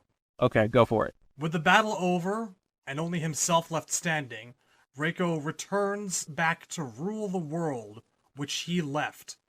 Once again, he is ruler supreme. He can continue the attack on Earth, as he did when leading the assault in the last Mortal Kombat. Right, so it's literally saying that he is Shao Kahn. Yes. But time makes fools of us all. As Tobias left the company, shortly after making MK4, they did not follow up on that idea. They did not. When Reiko was next seen, him and Shao Kahn were clearly two different people. Reiko was a general who worked under Shao Kahn, and Shao Kahn complains to Shujinko, I have a message I want you to give to Reiko. Tell him I know he's sneaking into my throne room and trying on my helmet. Fucking quit it. And that's it. That was the last they mentioned of it. I am grateful to them for acknowledging it and resolving it, because it drove us all nuts for a decade. Yeah, but I liked the version where he is Khan better. At the very least, there are a couple ways where you could read it. One of them is that we're told that Reiko has been working for Shinnok as a general for an undisclosed period of time, and that he died when the fighting started at the beginning of MK4, when Shinnok started attacking the heavens and the gods. Like, Raiden and Fujin saw Reiko die, and yet Reiko is still around. That's weird. The implication there is that Reiko did die, and that the Reiko you're playing in the game is Shao Kahn disguised as a fake Reiko. So that's one way it could go. Another way is maybe Reiko is possessed by the ghost of Shao Kahn, or something like that. But the tack they went with of just Reiko just really admires Kahn and wants to wear the helmet is pretty goddamn stupid, honestly. And, there are sort of more mature ways to interpret that. One of them is Kahn's helmet represents the crown of Outworld, and Reiko actually just really wants to take over Outworld, that he has his own designs on the throne. If you squint hard enough, turds look like chocolate. But, they also gave Reiko a move when they brought him back in Armageddon where he does Kahn's shoulder charge, and when he does it, a ghostly blue image of the helmet appears on his head. And I'm not sure what that's representing.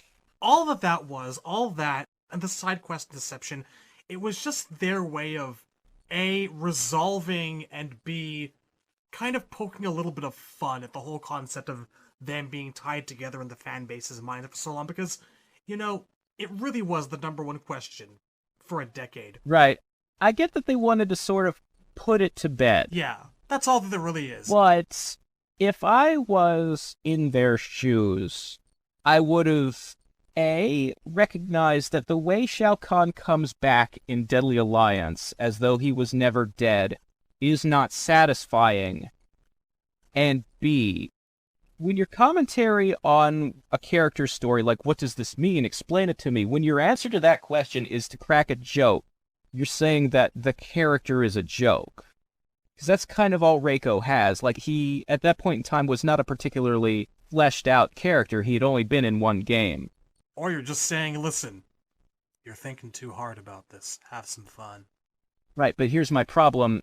I really like Reiko. I don't want him to be a joke. Maybe there is a world where it makes sense to not treat any of your characters as jokes.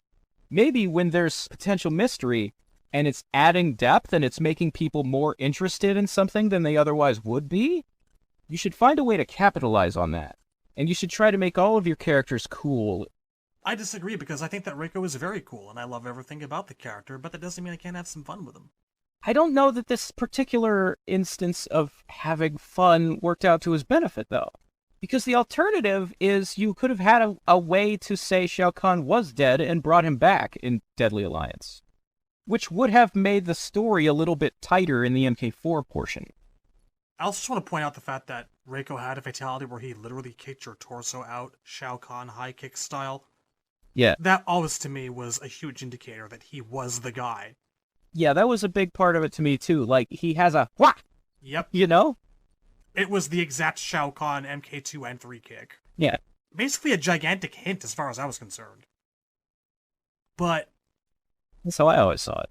I get where you're coming from, but I'm just suggesting bad guys should die when you're done with them. Like, Mortal Kombat 3 should have ended with Shao Kahn dead. They wanted to bring him back in Deadly Alliance, but they only brought him back for the intro in order to sell how dangerous Shang and Quan Chi are as a team. So, how effective was that really? Because we're being told that this Shao Kahn that Shang and Quan beat was weakened and was in hiding because he was licking his wounds, trying to get his strength back, trying to avoid being overthrown. How effective is it to use him to show how strong Shang and Quan are if you're also saying that he's weaker than he was in MK2 and 3? Wouldn't it achieve the same end if that was Reiko in Khan's helmet that they took down?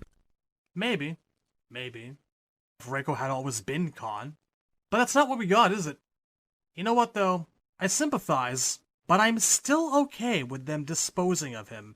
Like you're sweeping the last of the old guard aside to make way for something better, something newer, a different take on things. And I would have been perfectly content at the opening of Deadly Alliance had that been the last we see of Khan, Shang Tsung and Quan Chi killing him off. Sure. But no. Well, before we get there, I do want to set up some Deadly Alliance narrative that is relevant to the situation of Khan. So, Kahn was missing from MK4. And at the time, we believed that Outworld and Edenia were the same place, and that Sindel and Kitana had taken Khan's throne and were now ruling his kingdom. So at the time, it made perfect sense when part of the story of MK4 is Kitana is going to the Shao Kahn and the Centaurs and negotiating a peace treaty between them. She is wrapping up these loose ends from when Khan was in charge, bringing peace to the realm that was so war-torn underneath him. When we get to Deadly Alliance, those treaties make a little less sense, because those races live in Outworld, and if Edenia is separate, then what do they have to do with them? But there is one way in which it does make sense, because they don't really talk about the Centaurs or about peace anymore. Instead, what they talk about is that Kitana has become aware that Shao Kahn is still alive, and that he's still ruling Outworld, but from hiding, and that he's trying to get his strength back, and she wants to finish him off before he can do that. So she has negotiated an alliance between Edenia and the Shao Kahn, because the Shao Kahn are still salty about MK3. And so Goro and Kitana lead an army. They basically march on the fortress and go to war with what's left of Khan's forces, which are led by Kano at this point in time. So in the immediate backstory of Deadly Alliance, we are told that Khan, fearing the Kitana and Goro army will succeed against him, has sent Reptile out to go summon Shang Tsung. I need him to come fight in this war. He still works for me. Get him over here. Shang Tsung, incidentally, was punished for quite some time after his failure in MK3, Right. but eventually got on Khan's good graces. He must give incredible blowjobs and got released. And now he spends his days back at his own little personal mansion. Yeah, he's got a little house out in the country. Yeah. So Reptile goes out there, and Reptile happens to witness Shang Tsung and Quan Chi forming the Deadly Alliance, like shaking hands and agreeing to overthrow Shao Kahn. And so Reptile is like, shit, I gotta tell him, and starts heading back. And at this point in time, Reptile is devolving. He's becoming Giant Iguana Man from Deadly Alliance. And this isn't just a physical change, it's also a mental change that's left him with lower intelligence and basically dementia. He's seeing things and hearing voices and all kinds of brain damage, concussion syndrome symptoms. And he's very easily distracted. Yes, he is. He's not at his best. So on the way to tell Shao Kahn what he has seen, he is interrupted by Natara. And Natara says, "Hey, I can show you where Kitana's camp is. Kahn would love to know that, wouldn't he?" And Reptile's like, yeah, show me where the camp is. That'll be great. And as a result, Reptile doesn't get back in time, and Quan Chi and Sung fight and kill, allegedly, Shao Kahn.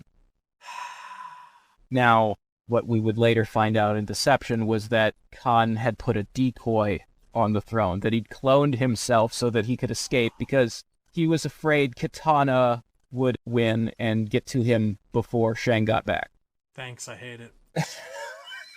Meanwhile, out in the battlefield, Kitana actually, her side loses because Noob Saibot sneaks up behind Goro and ganks him, which distracts Kitana enough for Kano to beat her. So, Kano canonically has a win over Kitana. That's great. That's good news. I don't think highly of Kano. I don't know if you can tell. I know, but just run with it. Shao Kahn probably kept him around for a reason. He's a good fighter. Yeah, I mean, Maybe he's a brilliant tactician when he's drunk. I don't know. I'm sure he's a passable strategist. And she was, like I said, distracted by Goro getting killed fighting Noob Saibot. So Kitana orders a retreat, and they pull Goro's, allegedly, mangled body back to camp, and he dies on the gurney, except that apparently that wasn't Goro. No, because when Shao Kahn left, after putting a clone on his throne, He walks across the battlefield incognito. Yes, he goes down into the battle in disguise, finds Goro wounded and dying on the ground, and is like, hey, pledge your loyalty to me again, and I'll save you. You can live. And Goro, who is known for being an honorable warrior and valuing strength, and having previously been pretty unhappy about the way Shao Kahn treated his people. Just goes, sure, I don't want to die. I'll join you. Yeah, he's afraid of death. Mr. Honor and Strength is afraid to die. It's the worst. It's the worst bit of writing in the old timeline. And so Kahn puts Goro's armor on another Shao Kahn whose face has been so wounded that they can't tell who it is. And that's the one Katana drags back to camp and watches die. And then they bring that body home all the way to Kuatan and give it the royal burial in the ceremonial Shao Kahn lava pit where they bury royalty. And Goro and Shao Kahn, presumably wearing either long cloaks that mask their faces, or a bunch of trash, or like rags. Whatever they're wearing makes them pretty unrecognizable, escape together over the battlefield. They just sneak off into the countryside to plot their future return. Is anyone else hearing fucking Benny Hill music? I hate this so much. This is the single worst retcon, the single worst piece of lore in the entire old timeline. It's up there, man. There's worse in the new timeline. Oh yeah. But there's stuff that's nowhere near as bad as this in the new timeline. No. In the old timeline... This is top 5 shitty retcons of all time. I would rather take anything in Armageddon over this. Because they had just spent all of MK4 and Deadly Alliance, every part of it related to Katana and Goro, and Kung Lao to some extent, establishing how Goro was actually a good guy and was only working for Khan for the benefit of his own people. You know, he was doing what he had to do to look after his kingdom. And that he's not, a cheater. He's not an asshole. He's not a coward who, would take a deal like, you don't have to die if you work for the bad guys. Goro had been wounded in an honorable battle. According to the beliefs of his people, that's how you go to heaven. That's the best way to die. He'd made peace with Kung Lao, and that was character growth for Kung Lao too. Yeah, and they settled it without a fight, because it was, Since the days that Kung Lao faked his own death and let all of his friends believe he was dead. I believe it was David Carradine in Kill Bill who said, letting someone think you're dead when you're not is quite cruel. So maybe Kung Lao really always was an asshole. There are ways they could have explained that. I still maintain that if Kung Lao's supposed death happened in the fortress, then he would have been sucked to Outworld with the fortress. And so he would have been in Outworld the entire time they thought he was dead. Maybe he just couldn't get back to his friends and tell them, hey, I'm alive. Or maybe he was just always an asshole. Or maybe he's an asshole, But anyway, Goro and the Emperor shuffling off across the battlefield like a couple of wretched hobos. Yeah, it's so stupid. The part that actually really gets me, on Goro's part, we might have covered this a long time ago when we did the Goro Retro. I'm sure we did. Is that it's not like anything really comes of it for Goro at all. He winds up in Armageddon being on fucking guard duty outside the war chambers. Well, so here's the thing. First of all, this isn't even in the vanilla version of Deception. No, it's not. Shao Kahn and Goro were added in a later copy of the game released on the GameCube. They are the equivalent of DLC characters. But Armageddon does canonize him being back to life. Both of them. Sure. Now, the other thing is that his ending in Deception, which isn't canon, but it does kind of establish how far the character assassination goes. In his ending, Goro, to prove his loyalty to Kahn, captures Katana and rips her arms and legs off in front of Shao Kahn to please him. So he's not only a coward in the face of death, he's not only a traitor willing to rejoin forces with someone who had previously put his people in a bad spot and betrayed them. He's also willing to betray his most recent ally, attack and kill her for no reason at all. It should never have happened. Those two characters shouldn't have even been the ones. We've talked about this before. There was a poll online. It was supposed to be Fujin and Kintaro. Nope. If Kintaro had done all the things that Goro does in Deception, I'd be fine with it. Because I believe that Kintaro is an asshole or a villain. I can see him doing that because they had not previously established that Kintaro has honor and is secretly a good guy, the way they had done with Goro in Gold and Deadly Alliance.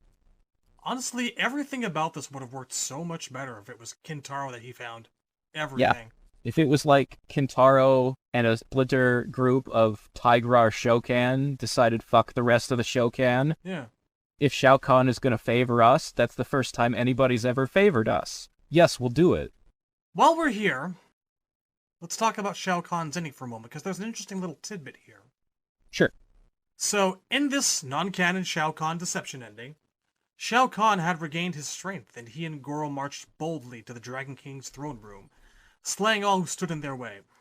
This is, by the way, specified in his bio is that at some point after, he heals up, he finds out that Onaga's come back, and he's like, well, son of a bitch, I gotta go kill the guy. Yeah.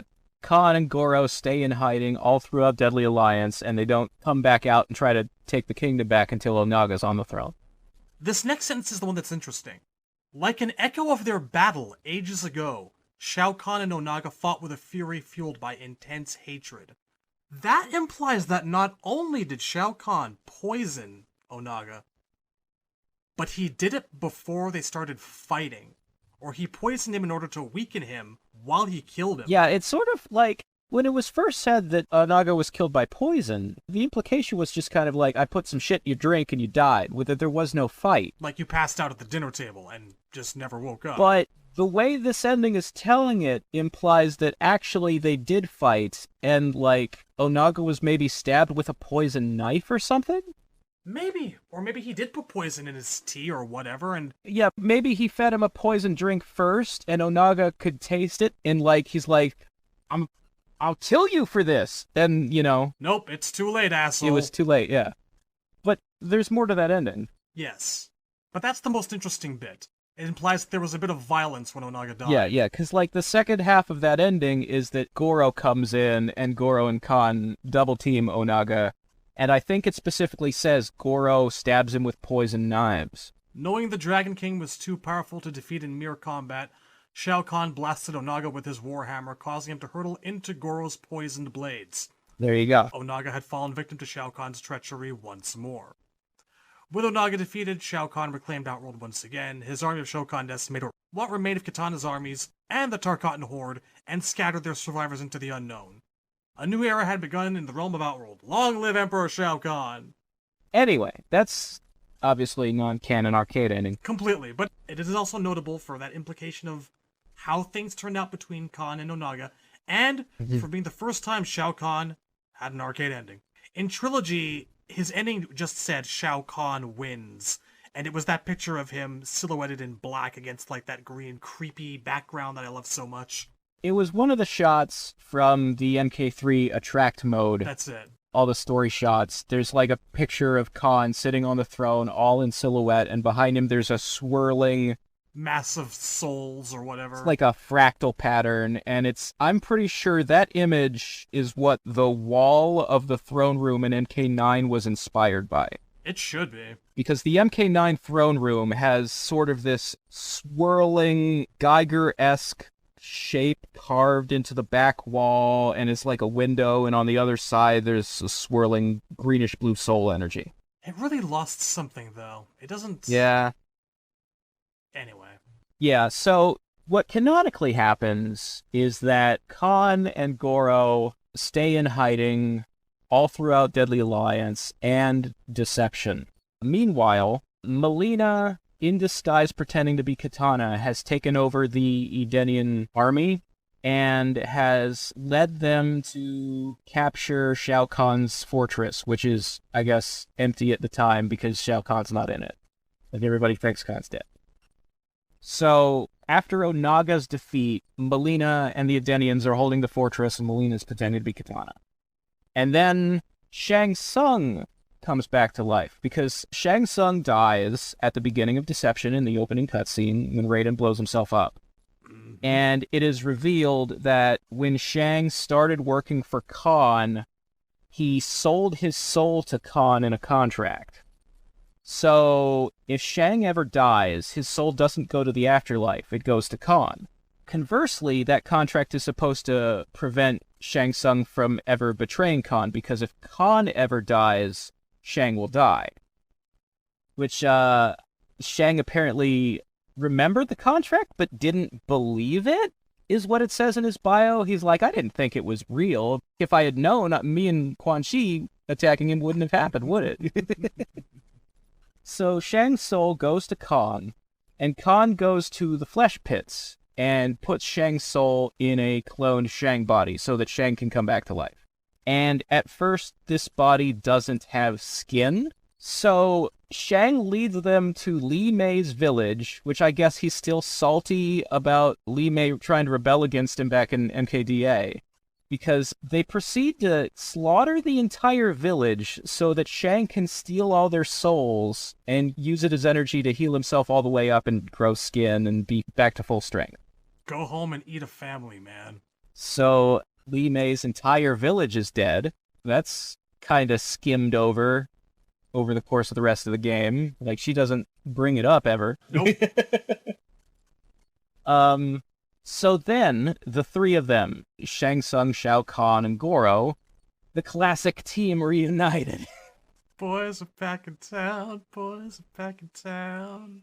They march back to Shao Kahn's fortress, and they take it again. And when they arrive there, they find, quote-unquote, Kitana in charge, and quote-unquote, Kitana backstabs her own men and unmasks and is like, yay, daddy's home. Daddykins! God damn it, I was having so much fun. It's so good to see you again. Yeah. Secretly, Melina is real fucking salty because she was like, I captured the fortress. I rule Outworld right now. I'm finally in charge. 5 minutes later, Shao Kahn walks back in the room. She's like, damn it. Hi, Dad. This is interesting because in terms of Melina's development, she had actually hit a point where she finally didn't need his approval anymore or want it. She was happy. Yeah. She was that close. Yep. If things had continued, she would have turned on him. So, we almost got Melina, who was willing to overthrow her own father and, be self-actualized, as the children say these days. Almost. But Shao Kahn's journey takes us into Armageddon's story mode now, if I'm not mistaken. Yeah. So, the general plot of Armageddon, Shinnok is trying to manipulate everybody into forming two teams, and the two teams fighting each other over Blaze's power, so that basically he can get Blaze's power for himself. But as part of the form two teams plan, he's gotta, send Quan Chi out to, tell every bad guy in the franchise about Blaze, and get them all willing to work on the same side. So, over the course of Conquest mode, Taven ends up at Shao Kahn's fortress because he's trying to catch Quan Chi because Quan Chi killed his pet dragon or whatever. Not that important. But no.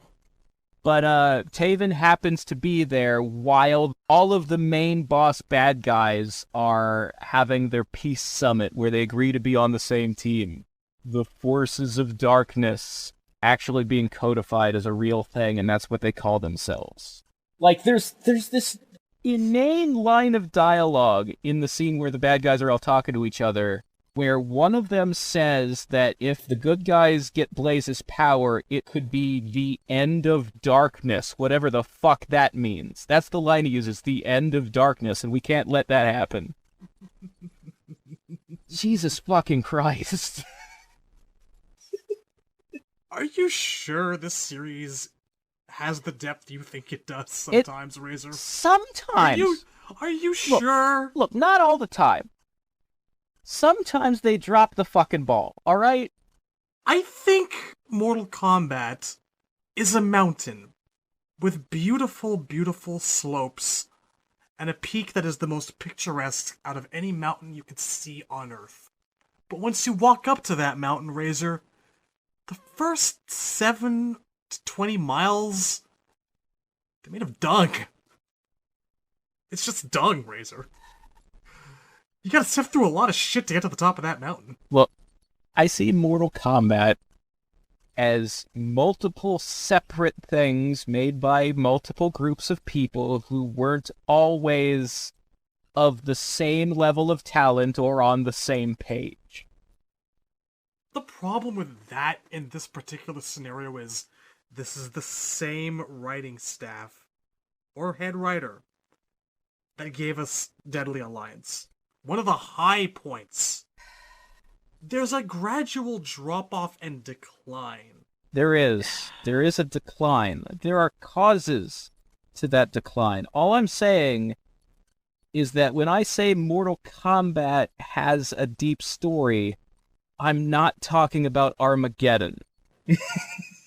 Certain Mortal Kombats have a deep story, okay? Mortal Kombat has a deep story, open quotation marks, somewhere in there, close quotation marks. But right now, saying that just because that line of dialogue exists doesn't mean that other games weren't good. That's like saying that 95 wasn't good because Annihilation exists. I'm not saying it's all terrible.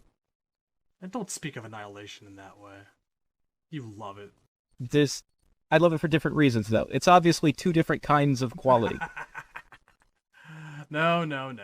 I'm not casting aspersions on the entirety of the franchise. I'm just saying, we put it up on a pedestal, and we have to remember that those moments are not as frequent as we think they are sometimes, you know? Certain blocks of text belong on the top of the pedestal. Yes. Other do. blocks of text belong buried beneath the base of the pedestal. Anyway. So yes, the forces of darkness. Yeah. There's also a little bit in there of, like, Melina used her katana disguise to lure Shujinko to the fortress and capture him and throw him in the dungeon, and Taven lets him out. And Shujinko's like, well, while I'm here, I'm gonna beat all the bosses at the same time. Because I'm Shujinko and I can. He maybe actually could. But I wonder where he went, because Taven gets to the throne room before him. I guess he got lost? Of course he did. He found another side quest.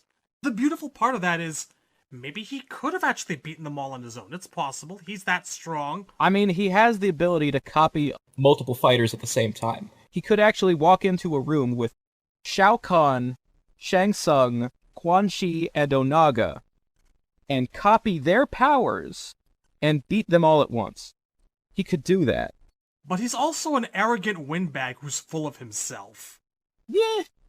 I'm sure, one way or another, he meant it when he said it. And although he could do that, he clearly didn't. No. Where the fuck did he go?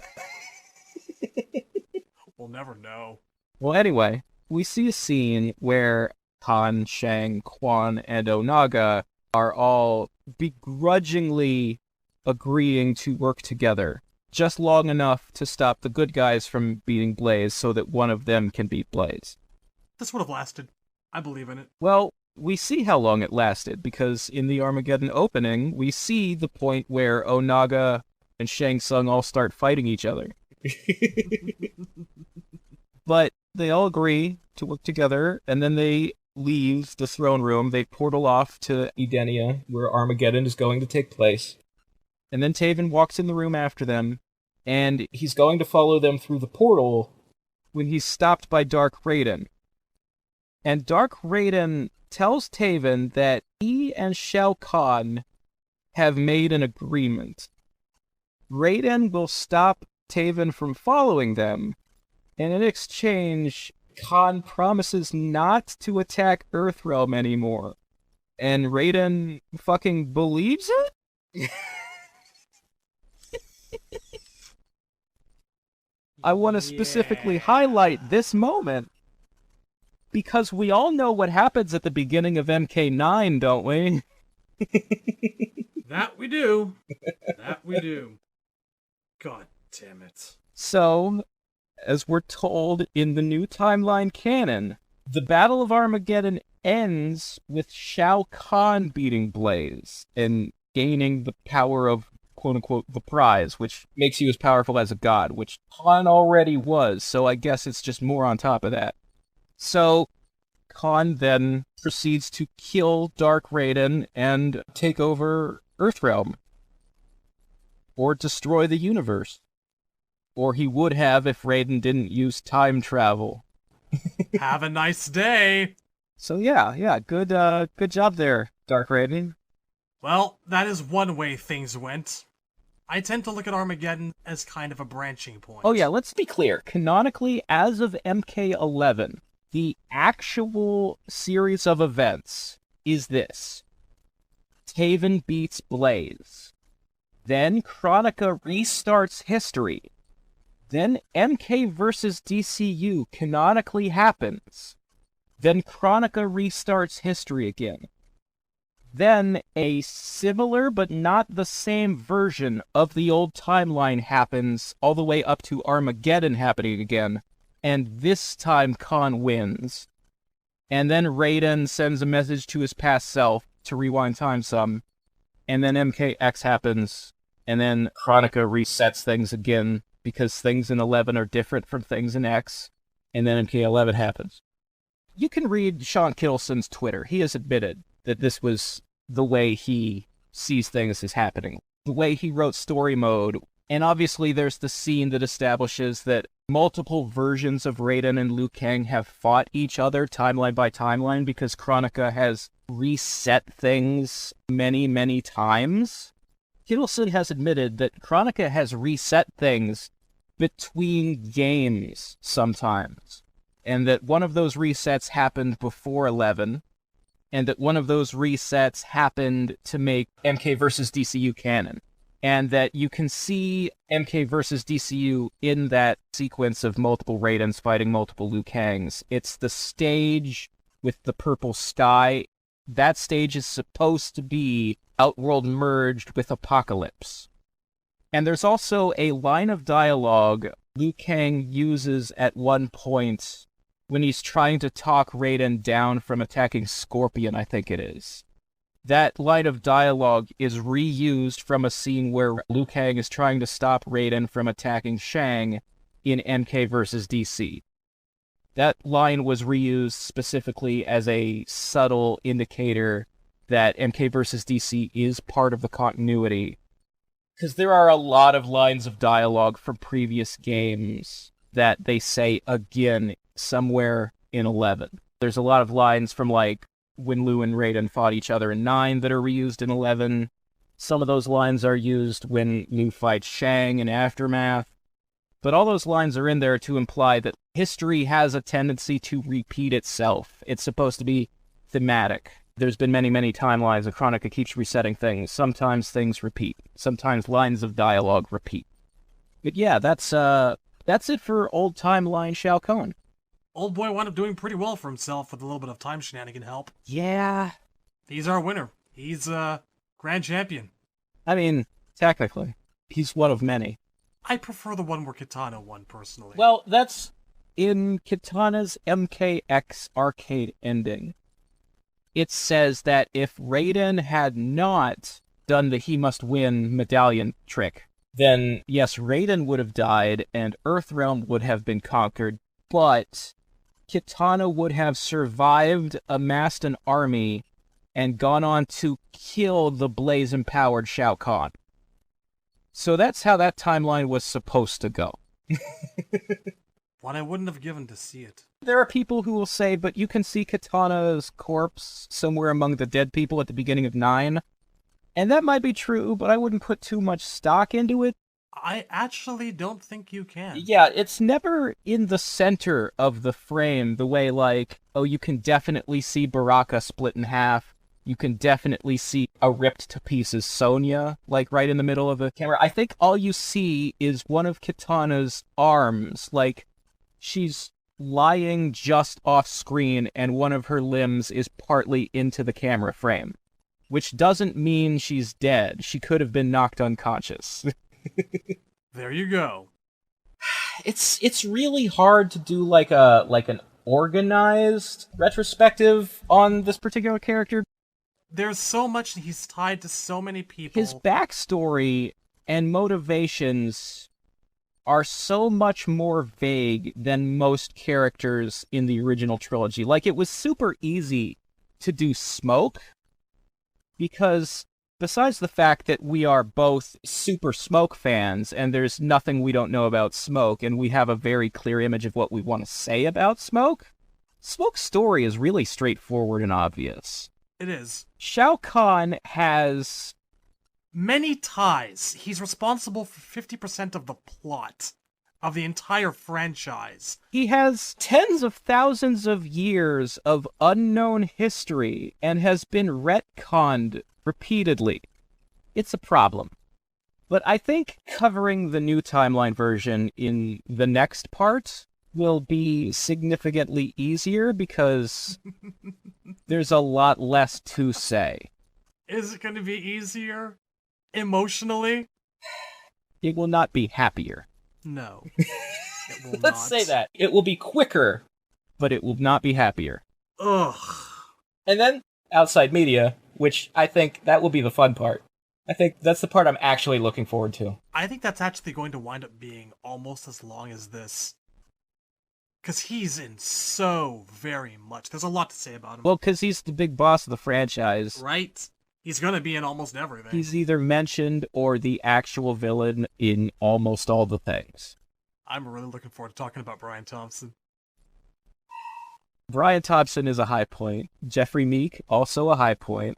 Jeffrey Meek is the high point, sir. The mid to late 90s will never be topped.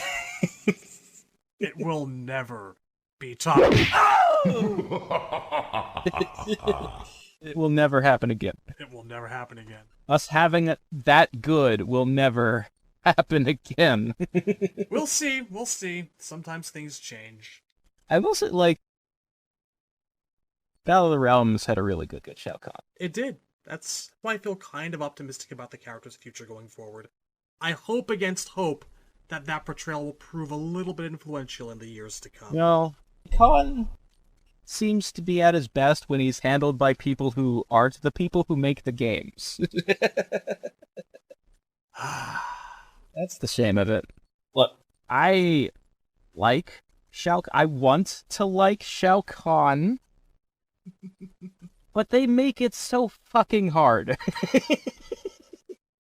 This has not only been a retrospective of Shao Kahn, we've also kind of started to outline the thing that bothers us the most about the character, and that's his decline from greatness, you know? Well, it's also like the mystery of the greatness in the first place. Like, as demonstrated over the course of this episode, there are so many things about him and Kitana and Melina and Sindel adjacent to him that you can't find confirmation for. And it's just like, was this intended? Did I make this up in my fucking head? Who is this character? What does he want? Does he actually care about any of these people, or is he just fucking Skeletor? Like, is he just a Saturday morning cartoon villain, or is there anything more there, or is it just wishful thinking or a mirage? And that's the part that I hate the most. And no character in the entire franchise suffers more from that than Shao Kahn does. There is no character in the entire franchise whose personality and motivations are more subject to interpretation. Revisionism. Yeah, it's just frustrating. And that's the thought that I will leave us off on with this episode.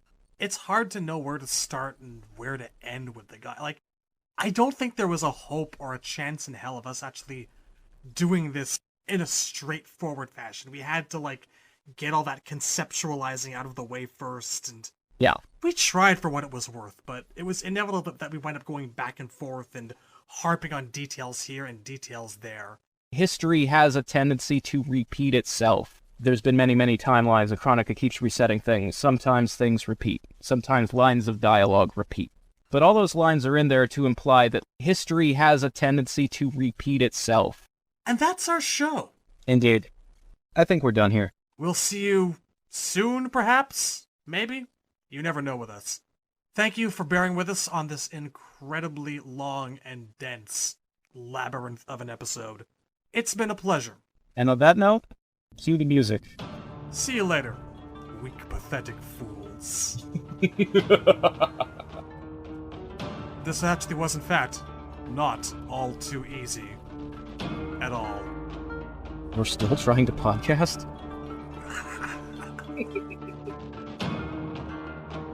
See you later, nerds.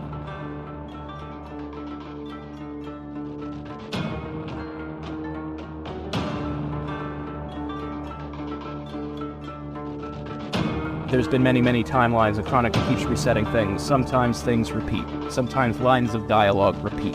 But all those lines are in there to imply that history has a tendency to repeat itself.